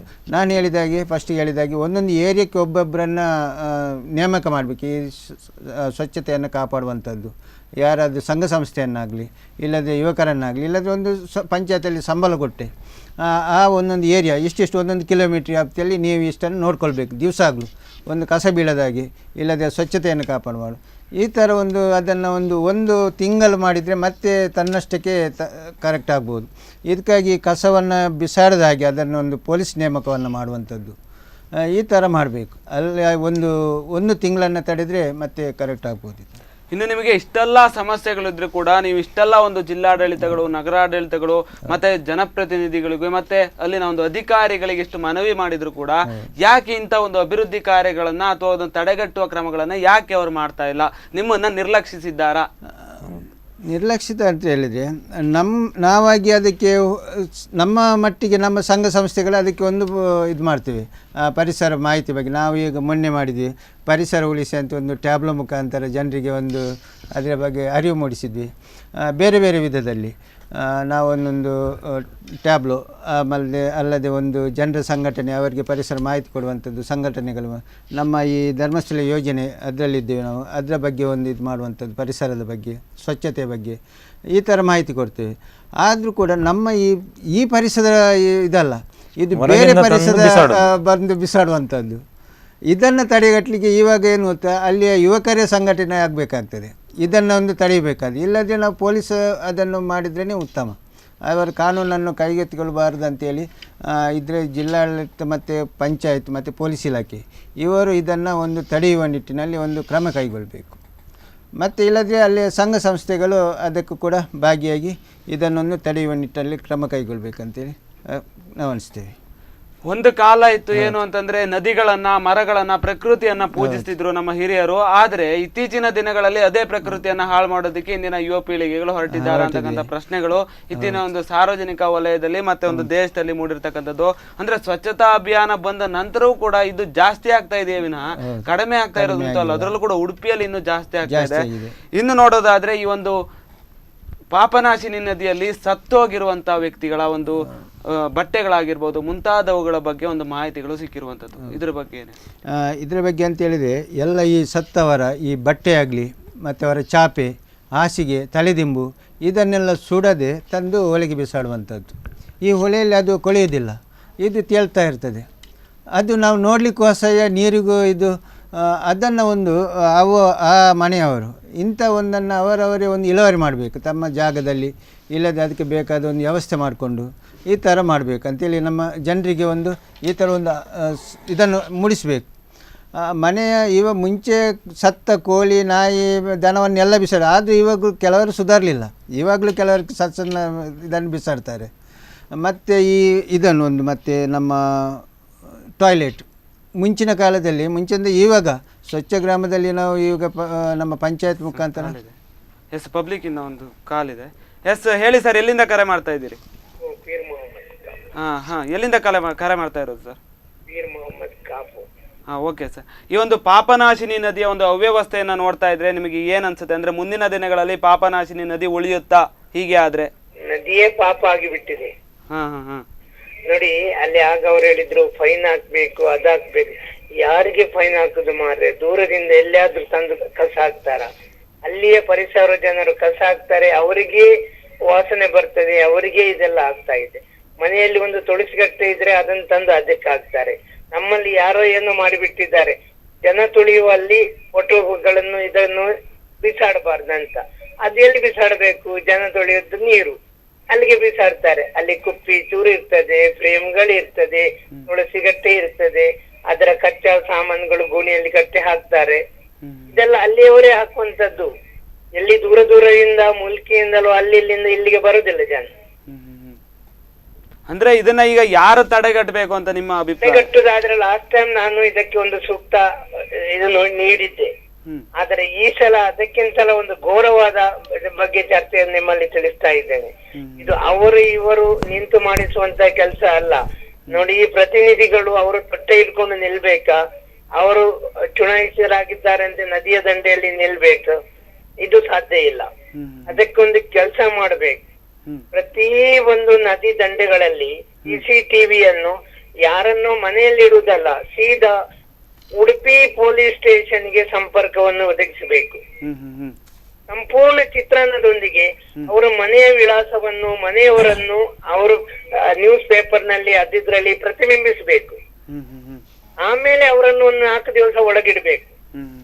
ಅಂತ ಒಂದು ಹೆದರಿಕೆಯನ್ನು ಹುಟ್ಟಿಸಲಿಕ್ಕೆ ಸಾಧ್ಯ ಇದ್ರೆ ಇದು ಒಂದು ಆಗ್ಬಹುದು. ಜನರಿಗೆ ಬುದ್ಧಿಲ್ಲ ಮಾರ್ರೆ. ಈಗ ಅಲ್ಲಿ ಕೂತ್ ಹೇಳ್ತಾರಲ್ವಾ, ಅವರಿಗೆ ಫೈನ್ ಹಾಕ್ಬೇಕು, ಅದಾಕ್ಬೇಕು. ಯಾಕೆ ನಮ್ಮ ಪರಿಸರ ಜ್ಞಾನ ನಮಗಿಲ್ವಾ? ಇನ್ನೊಬ್ಬ ಫೈನ್ ಹಾಕಿ ನಾವು ಎಚ್ಚೆತ್ತ ಹೇಳ್ಬೇಕಾ? ಅಲ್ಲಿ ವಿದೇಶದಲ್ಲೆಲ್ಲ ಫೈನ್ ಹಾಕ್ತಾರೆ. ಯಾಕೆ? ಅಲ್ಲಿಯ ಜನರು ಇರುವುದು 100, ಹೊರಗಿನವರು 100 ಕೋಟಿ. ಹೊರಗಿನವರಿಂದ ಅವರ ದೇಶವನ್ನು ರಕ್ಷಿಸಕ್ಕೋಸ್ಕರ ಹೊರಗಿನವರನ್ನು ಹೆದರಿಸಿ ಫೈನ್ ಹಾಕ್ತಾರೆ. ನಮ್ಮಲ್ಲಿ ನಾವು ಯಾರಿಗೆ ಹೆದರಿಸುದು? ನಾವು ಬದುಕಬೇಕೆಂಬ ಆಸೆ ನಮಗಿಲ್ಲದಿದ್ರೆ ಇನ್ನೊಬ್ಬನಿಗೋಸ್ಕರ ಯಾಕೆ ನಾವು ಫೈನ್ ಹಾಕ್ಬೇಕು? ಅಂದ್ರೆ ನಮ್ಮ ಸಮಸ್ಯೆಗಳನ್ನ ನಾವೇ ಪರಿಹಾರವನ್ನ ಮಾಡ್ಕೊಳ್ಬೇಕು ಅಂತ ನೀವು ಹೇಳ್ತಾ ಇರೋದು. ಒಂದು ವೇಳೆ ಇದೆಲ್ಲ ಆಗಿದ್ರೆ ಪರಿಸರ ಅಲ್ಲಿಯವರು ಸೇರಿ ಒಮ್ಮೆ ಕ್ಲೀನ್ ಮಾಡಿ ಆನಂತರ ಪಕ್ಕವಾಗಿ ಅದನ್ನು ತಡೆಯುವಂತ ಒಂದು ಕೆಲಸ ಮಾಡ್ಬೇಕು. ಆದ್ರೆ ಈ ಸಮಸ್ಯೆ ಅಂತಕ್ಕಂಥದ್ದು ಪಾಪನಾಶಿನಿ ನದಿ ಸಮಸ್ಯೆ ಕಳೆದ ಒಂದು ಅಲ್ಲ. ನೋಡಿ, ಇಲ್ಲಿ ಮಲ್ಲಾರಿನಲ್ಲಿ ಈ ನಮ್ಮ ಪುರಸಭೆ ಅದೇ ಒಳ್ಳೆ ಕೆಲಸ ಮಾಡ್ತದೆ. ಆದ್ರೂ ನೀವು ಬೆಳಿಗ್ಗೆ ಒಂದು ಗಳಿಗೆ ಬಂದ್ರೆ ಎಲ್ರೂ ಚೊಂಬಿಡ್ಕೊಂಡು ನದಿ ಹತ್ರ ಬರ್ತಾರೆ. ಅವರನ್ನು ಎಷ್ಟು ಓಡಿಸ್ಬೋದು ನಾವು? ಎಷ್ಟು ಓಡಿಸ್ಬೋದು? ನಾನು ನಿಂತು ಓಡಿಸ್ತಾ ಇದ್ದೇನೆ, ನನ್ಗೆ ಬೈತಾರೆ, ಆಯ್ ಮರ್ಲಿ ಆಯ್ ಬೇಲೇಜ್ ಅಂತ ಹೇಳಿ. ಇಂಥ ಪರಿಸ್ಥಿತಿ ಇರುವಾಗ ಜನರನ್ನು ಯಾವ ರೀತಿ ಕಂಟ್ರೋಲ್ ಮಾಡ್ತೀರಿ ನೀವು? ಅದೇ ಸ್ವಚ್ಛತಾ ಅಭಿಯಾನ ಬಂದ್ರು ಕೂಡ ಸ್ವಚ್ಛತೆಯ ಕಡೆಗೆ ಜನರು ಪೇಪರ್ ನಲ್ಲಿ ಅದರಲ್ಲಿ ಮಾತ್ರ ಅಭಿಯಾನ ಕೂಡ ಬರ್ಬೇಕೆಂತ ಇಲ್ಲ. ಮುಂಚಿಂದಲೂ ನಾವು ಸ್ವಚ್ಛ ಮಾಡ್ತಾ ಇದ್ದೇವೆ. ನಾವು ಶಾಲೆಯಲ್ಲಿ ಇರುವಾಗ ಪಾಠ ಪ್ರಾರಂಭವಾಗುವ ಮುಂಚೆ ನಮ್ಮ ಶಾಲೆಯ ವಠಾರದಲ್ಲಿ ಕಸ ಎಕ್ತಾ ಇದೆಲ್ಲ ಮಾಡ್ತಾ ಇದ್ದೆವು. ಮಾಡುವವರು ಮಾಡ್ತಾರೆ. ಅದನ್ನು ಇನ್ನೂ ಕೆಲವರು ಸ್ವಚ್ಛತಾ ಅಭಿಯಾನದ ನಂತರ ನಾಟಕ ಮಾಡ್ಬೇಕಂತ ಹೇಳಿ ಇಲ್ಲ. ಈಗ ಬಲಾತ್ಕಾರವಾಗಿ ಮಾಡಿಸ್ತಾರೆ ವಿನಃ ನಾವು ಆಗ ಮನಸ್ಸಿಂದ ಮಾಡ್ತಿದ್ದೇವೆ. ತಿಂಗಳಿಗೊಮ್ಮೆ ಕಡಲ ಬದಿಗೆ ಹೋಗಿ ಕಸ ಎಕ್ಕುದು, ಶಾಲಾ ವಠಾರದಲ್ಲಿ ಎಕ್ಕುದು, ಇದು ಮುಂಚಿನ ನಡೆದು ಬಂದ ವಿಷಯ. ಈಗೀಗ ಅದು ಬಹಳ ಕಡಿಮೆ ಆಗಿದೆ. ಮಕ್ಕಳ ಹತ್ರ ಕಸ ಎಕ್ಕಿದ್ರೆ ಮನೆಯವರು ಓಡಿಸ್ತಾರೆ. ಮನೆಯವರು ಕೋಟ್ಯಾಧೀಶರು, ಅವರು ಕಾರ್ನಲ್ಲಿ ಓಡಾಡುವವರು ಎಲ್ಲಿ ಶಾಲೆಯಲ್ಲಿ ಮಗನಿಗೆ ಕಸ ಎಕ್ಲಿಕ್ಕೆ ಬಿಡ್ತಾರೆ? ಇಂಗ್ಲಿಷ್ ಮೀಡಿಯಂ ನಲ್ಲಿ ಆ ಕೆಲಸ ಮಾಡ್ತಾರ? ಇಲ್ಲ. ಅವರ ಹಣ ಕೊಟ್ಟು ಒಂದು ಕಸ ಹಾಕ್ಲಿಕ್ಕೆ ಒಂದು ಜನ ಇರ್ತಾರೆ. ಆಗ ಮಕ್ಕಳಿಗೆ ಎಂತ ಗೊತ್ತು? ಕಸ ಬಿಸಾಡಿ ಮಾತ್ರ ಗೊತ್ತು. ಅದೇ ಮಗು ಹೊರಗೆ ಬಂದು ಏನ್ ಮಾಡ್ಬೇಕು? ಅಂದ್ರೆ ಸಣ್ಣ ಮಕ್ಕಳಿಂದನೂ ಕೂಡ ಒಂದು ಕಸದ ವಿಚಾರವಾಗಿರ್ಬೇಕು ಅಥವಾ ಪರಿಸರದ ಒಂದು ಸ್ವಚ್ಛತೆ ಬಗ್ಗೆ ಗಮನ ವಹಿಸ್ಬೇಕು ಅಂತ ನೀವು ಹೇಳ್ತಾ ಇರೋದು. ಹೌದು, ಕಸ ಗುಡಿಸ್ಲಿಕ್ಕಾಗ್ಲಿ ಕಸ ಎತ್ತಲಿಕ್ಕಾಗ್ಲಿ ಮಕ್ಕಳಿಗೆ ಮಾಡಬಾರ್ದು. ಮಕ್ಕಳಿಗೆ ಮಾಡಿದ್ರೆ ಅದು ಅಪರಾಧ. ಆದ್ರೆ ಅವರಿಗೆ ಒಂದು ಅರಿವು ಬರ್ಬೇಕಲ್ಲ ಸರ್. ಅಂದ್ರೆ ಹೇಗೆ ಬರೋದು? ಮನೆಯವರು ಬಿಡ್ಬೇಕಲ್ಲ. ನಮ್ಮ ಮಕ್ಕಳ ಹತ್ರ ಯಾಕೆ ಮಣ್ಣು ತುಂಬಿಸ್ತೀರಿ? ನನ್ನ ಮಗ ಮಣ್ಣು ಮುಟ್ಟಬಾರ್ದು, ನನ್ನ ಮಗನಿಗೆ ಮಣ್ಣು ಮುಟ್ಟಬಾರ್ದು ಅಂತ ನಿಮ್ಗೆ 25,000 ಡೊನೇಷನ್ ಕೊಟ್ಟದ್ದು. ನೀವೇನ್ ಮಾಡ್ತೀರಿ? ನಿಮ್ಗೆ ಶಾಲೆ ನಡೀಬೇಕಲ್ವಾ? ಅಂದ್ರೆ ಶಾಲಾ ಕಾಲೇಜುಗಳ ದಿನದಿಂದಲೇ ಕೂಡ ಅವರಿಗೆ ಸ್ವಚ್ಛತೆಯ ಬಗ್ಗೆ ಅರಿವನ್ನ ಮೂಡಿಸತಕ್ಕಂತ ಕಾರ್ಯಕ್ರಮವನ್ನು ಯಾರ ಬಂದು ಸ್ವಚ್ಛತಾ ಅಭಿಯಾನ ಸ್ಟಾರ್ಟ್ ಮಾಡಿ ಅವ್ರು ಹೋದ್ಮೇಲೆ ಹೋಗಿ ಅದಲ್ಲ. ಸ್ವಚ್ಛತಾ ಅಭಿಯಾನ ಒಂದು ಮಗುವಿನ 5ನೇ ವಯಸ್ಸಿನಿಂದ ಬರ್ಬೇಕು. ಅದಕ್ಕೆ ಎಂಡಿಲ್ಲ. ಇದಿದ್ರೆ ಮಾತ್ರ ನಾವು ಸ್ವಚ್ಛವಾಗಿರಲು ಸಾಧ್ಯ ಉಂಟು. ಎಸ್, ಧನ್ಯವಾದಗಳು ಸರ್ ನಿಮ್ಮೆಲ್ಲ ಒಂದು ಮಾಹಿತಿಗಾಗಿ. ಓಕೆ. ಎಸ್, ಅವರು ಹೇಳಿದಾಗೆ ಅದು ಸ್ವಚ್ಛತೆಯನ್ನ ನಮ್ಮ ಕಾಲ್ಬುಡವನ್ನ ನಾವೇ ಸ್ವಚ್ಛ ಮಾಡ್ಕೊಳ್ಳೋದು ಉತ್ತಮ ಸಲಹೆ. ಮಕ್ಕಳನ್ನು ನಾವು ಇವಾಗಲೇ ನಮ್ಮ ಕಾಲದಲ್ಲಿ ನಾವು ನಮ್ಮ ಪರಿಸರವನ್ನಾಗಲಿ ನಮ್ಮ ಶಾಲಾ ಕಾಲೇಜುಗಳು ನಾವು ಎಷ್ಟು ಕ್ಲೀನ್ ಮಾಡಿ ಇಡ್ತೀವಿ. ಶಾಲೆಯಲ್ಲಿ ಗುಡಿಸ್ತಿದ್ರು, ನಾವಾಗೆ ಗುಡಿಸ್ತಿದ್ರು, ಒಬ್ಬೊಬ್ಬರು ಒಂದು ಗುಡಿಸುವಂಥದ್ದು ಇತ್ತು. ಇವಾಗ ಮಕ್ಕಳನ್ನು ಗುಡಿಸೋದಿಲ್ಲ. ಅವ್ರು ಹೇಳಿದಾಗೆ ಅದೊಂದು ಇದೇ ಇಲ್ಲ ಇವಾಗ ಮಕ್ಕಳ ಹತ್ರ. ಇದು ಮಾಡುವ ಈಗ ಇಂಗ್ಲೀಷ್ ಮೀಡಿಯಮಿಂದಾಗಲಿ ಅಲ್ಲದೆ ಗುಡಿಸಿದ್ರೆ ತಂದೆ ತಾಯಿಗಳೇ ಹೋಗಿ ಬೈತಾರೆ ಮಾಸ್ಟ್ರಿಗೆ, ಅದು ನಮ್ಮ ಕೆಲಸ ಮಾಡಿಸ್ತಾರೆ, ಆ ಥರ ಈ ಥರ. ಇದು ಕೂಡ ಒಂದು ಸಮಸ್ಯೆನೇ. ಕಾಲುಂಟು. ಎಸ್ ಸರ್, ಎಲ್ಲಿಂದ ಕರೆ ಮಾಡ್ತಾ ಇದ್ದೀರಾ ಸರ್? ಸರ್ ವಾಲ್ಯೂಮ್ ಸ್ವಲ್ಪ ಕಡಿಮೆ ಮಾಡ್ತೀರಾ? ಎಸ್, ಕರೆ ಕಟ್ ಆಗಿದೆ. ಹೌದು, ಈ ಮಕ್ಕಳಲ್ಲಿ ಸಣ್ಣ ಮಕ್ಕಳಲ್ಲಿ ಈ ಮೂಡಿಸಬೇಕು. ಫಸ್ಟಿಗೆ ಬೇರೆಯವರು ಮಾಡೋಕ್ಕಿಂತ ನಮ್ಮ ಪರಿಸರವನ್ನು ನಮ್ಮ ಮನೆಯಲ್ಲಿ ಸ್ವಚ್ಛತೆಯನ್ನು ಮಾಡುವಂಥದ್ದು ಮಕ್ಕಳಿಗೆ ಕಳಿಸಬೇಕು. ಮತ್ತು ಸಂಘ ಸಂಸ್ಥೆಗೆ ಅವರಿಗೆ ಹೋಗುವಂಥದ್ದು, ಶಾಲೆಯಲ್ಲಿ ಮಾಡಿಸುವಂಥದ್ದು. ಮತ್ತು ನಮ್ಮ ಈ ಪರಿಸರವನ್ನು ನಾವು ಯಾಕೆ ಮಾಡ್ಬೋದಂತೆ ಕೆಲವು ಈ ಬೀದಿ ನಾಟಕ ಎಲ್ಲ ಮಾಡ್ತಾರೆ. ಅದು ಯಾರು ಅದನ್ನು ನಾಟಕಗಳೆಲ್ಲ ಕೇವಲ ಒಂದು ಅರ್ಧ ಗಂಟೆ ನಾಟಕಕ್ಕೆ ಮಾತ್ರ, ಬರೀ ಒಂದು ವರ್ಷಕ್ಕೊಮ್ಮೆ ಪರಿಸರ ಸ್ವಚ್ಛತೆ ಅಂತೇಳಿ ಮಾಡುವಂಥದ್ದು, ಮರ ಕಡಿಯುವಂಥದ್ದು, ಕಸ ವರ್ಷಕ್ಕೊಮ್ಮೆ ಮಾಡಿದ್ದು ಸಾಕಾಗೋಲ್ಲ. ಇದು ದಿವಸಾಗಲಿ ನಡೆಯುವಂಥದ್ದು. ದಿವಸ ಕಸ ಬೀಳ್ತಾ ಇರ್ತದೆ, ತೆಗಿತಾ ಇರಬೇಕು, ಅದನ್ನು ಇಳುವರಿ ಮಾಡ್ತಾ ಇರಬೇಕು. ಇದಕ್ಕೊಂದು ಸಮರ್ಪಕವಾದೊಂದು ವ್ಯವಸ್ಥೆಯನ್ನು ಮಾಡಬೇಕು. ಇದನ್ನು ಯಾರು ಮಾಡಬೇಕು? ನಮ್ಮ ಮನೆಯದ್ದು ನಾವೇ ಮಾಡಬೇಕು. ಪಂಚಾಯತ್ ಮಟ್ಟದಲ್ಲಿ ಪಂಚಾಯತ್ ಮಾಡಬೇಕು, ಮತ್ತು ಮುನ್ಸಿಪಾಲ್ಟಿಗೆ ಮಾಡಬೇಕು. ಅಲ್ಲದೆ ಯಾರ್ಯಾರು ಮತ್ತೆ ಮಾಡಿದರೂ ಆಗೋದಿಲ್ಲ. ಎಸ್, ಈ ಒಂದು ಪಾಪನಾಶಿನಿ ನದಿಯ ಬಗ್ಗೆ ಮತ್ತು ಅದರ ಒಂದು ಅವ್ಯವಹಾರದ ಬಗ್ಗೆ ಈಗಾಗಲೇ ಸಾಕಷ್ಟು ಮಾತನಾಡಿದ್ವಿ. ಇನ್ನೂ ಕೂಡ ಅದನ್ನು ಸ್ವಚ್ಛತೆಯನ್ನು ತಡೆಗಟ್ಟುವ ನಿಟ್ಟಿನಲ್ಲಿ ಹಲವಾರು ಕ್ರಮಗಳನ್ನು ತೆಗೆದುಕೊಳ್ಬೋದು. ಆ ಎಲ್ಲ ವಿಚಾರವಾಗಿ ನಾನು ಮಾತಾಡ್ತೇನೆ. ಅದಕ್ಕೂ ಮುನ್ನ ಕಾರ್ಯಕ್ರಮದಲ್ಲಿ ಚಿಕ್ಕದೊಂದು ವಿರಾಮ.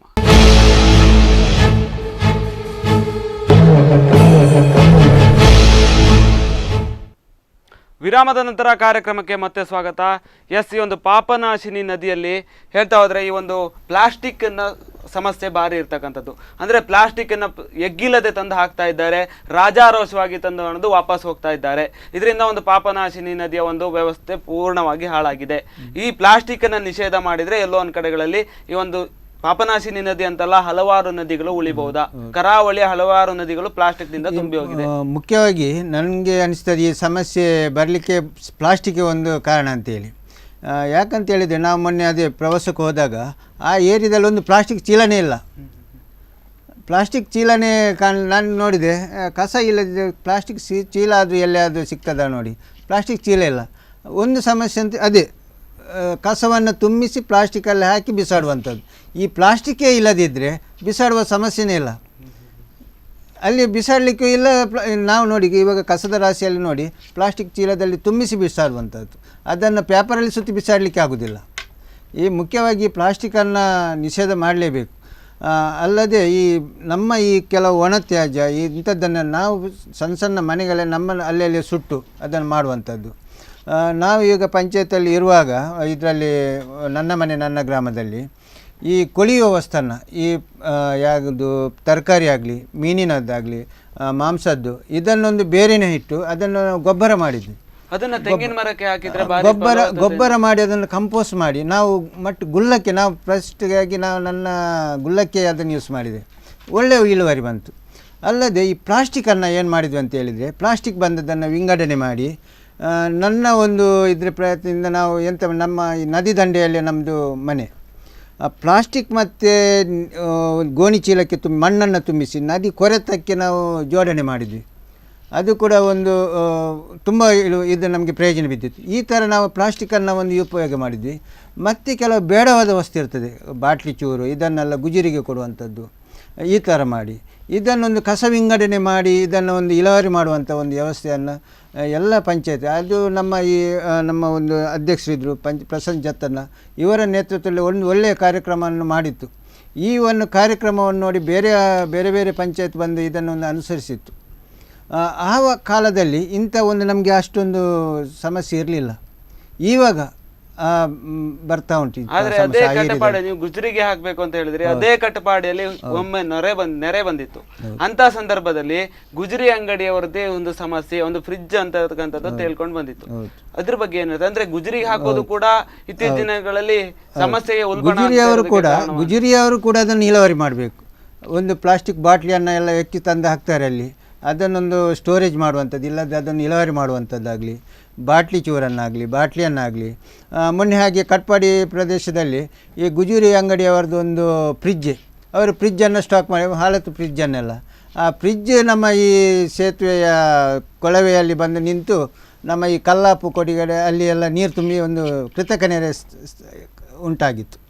ಇಂಥ ಕೂಡ ಸಮಸ್ಯೆ ಆಗ್ತದೆ. ಆವಾಗ ಈ ಯಾವುದೇ ಆಗಲಿ ಅವರವರ ಒಂದು ಅಂಗಡಿಯನ್ನಾಗಲಿ ಅವರವರ ಒಂದು ಸ್ವತ್ತಿನಲ್ಲಿ ಅವರು ಒಂದು ಜಾಗ್ರತೆ ಮಾಡಿಕೊಳ್ಬೇಕು. ನಾವು ನೆರೆ ಬರುವಾಗ ಎಂತ ಮಾಡಬೇಕು, ನಮ್ಮಲ್ಲಿ ಕೂಡ ಹಾಗೆ, ನಮ್ಮ ಕೃಷಿಯಲ್ಲಿ ಕೂಡ ಹಾಗೆ ನಾವು ಒಂದು ಎಲ್ಲವನ್ನು ನಮ್ಮ ಕೃಷಿ ಸಲಕರಣೆ ಆಗಲಿ ಬೈಹುಲ್ಲನ್ನಾಗಲಿ ನೆರೆ ಬರುವ ಇದರಲ್ಲಿ ಇಡಬಾರ್ದು, ನಮ್ಮ ಎತ್ತರ ಪ್ರದೇಶದಲ್ಲಿ ಇಡಬೇಕು. ಎಸ್ ಹೇಳಿ ಸರ್, ಎಲ್ಲಿಂದ ಕರೆ ಮಾಡ್ತಾ ಇದ್ದೀರಿ? ಟಿವಿ ವ್ಯಾಲ್ಯೂಮನ್ನು ಸ್ವಲ್ಪ ಮ್ಯೂಟ್ ಮಾಡ್ತೀರಾ ಸರ್?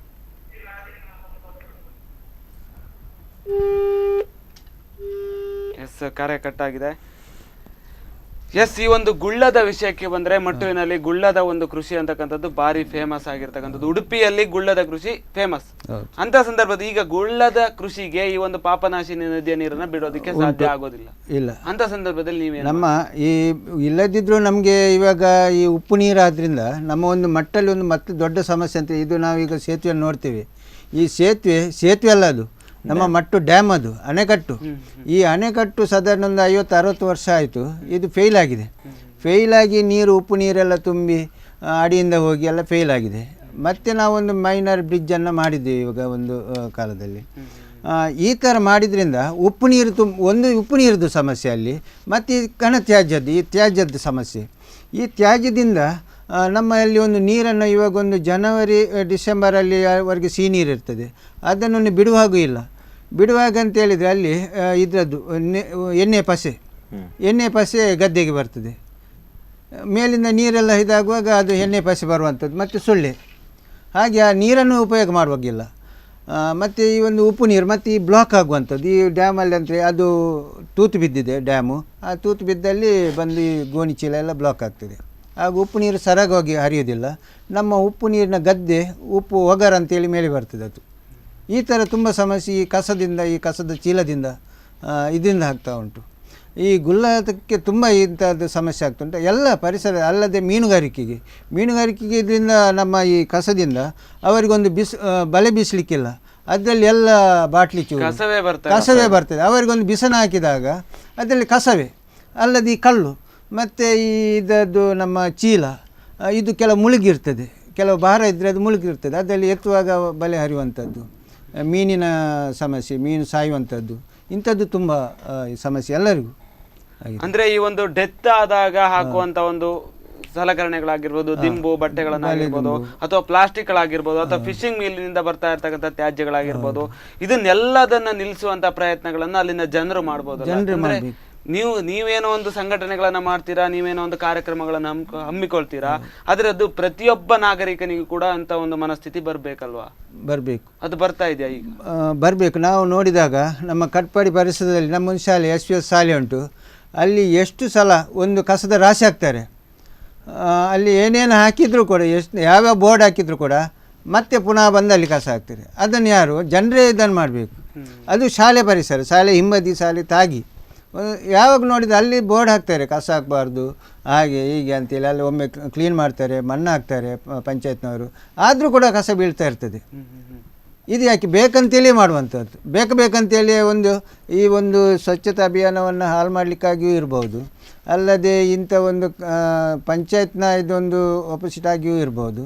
ಇಂಥ ಒಂದು ಕೆಲವು ಕೀಳಭಿರುಚಿ ಕೂಡ ಜನರಲ್ಲಿ ಹುಟ್ಟಿಸುವಂಥ ಒಂದು ಇದು ಇರ್ಬೋದು. ಅಲ್ಲ, ಆದ್ರೆ ಅದನ್ನೆಲ್ಲ ಸೃಷ್ಟಿಸುವ ನಿಟ್ಟಿನಲ್ಲಿ ಒಂದು ನದಿಯನ್ನ ಯಾಕೆ ಹಾಳು ಮಾಡಬೇಕು?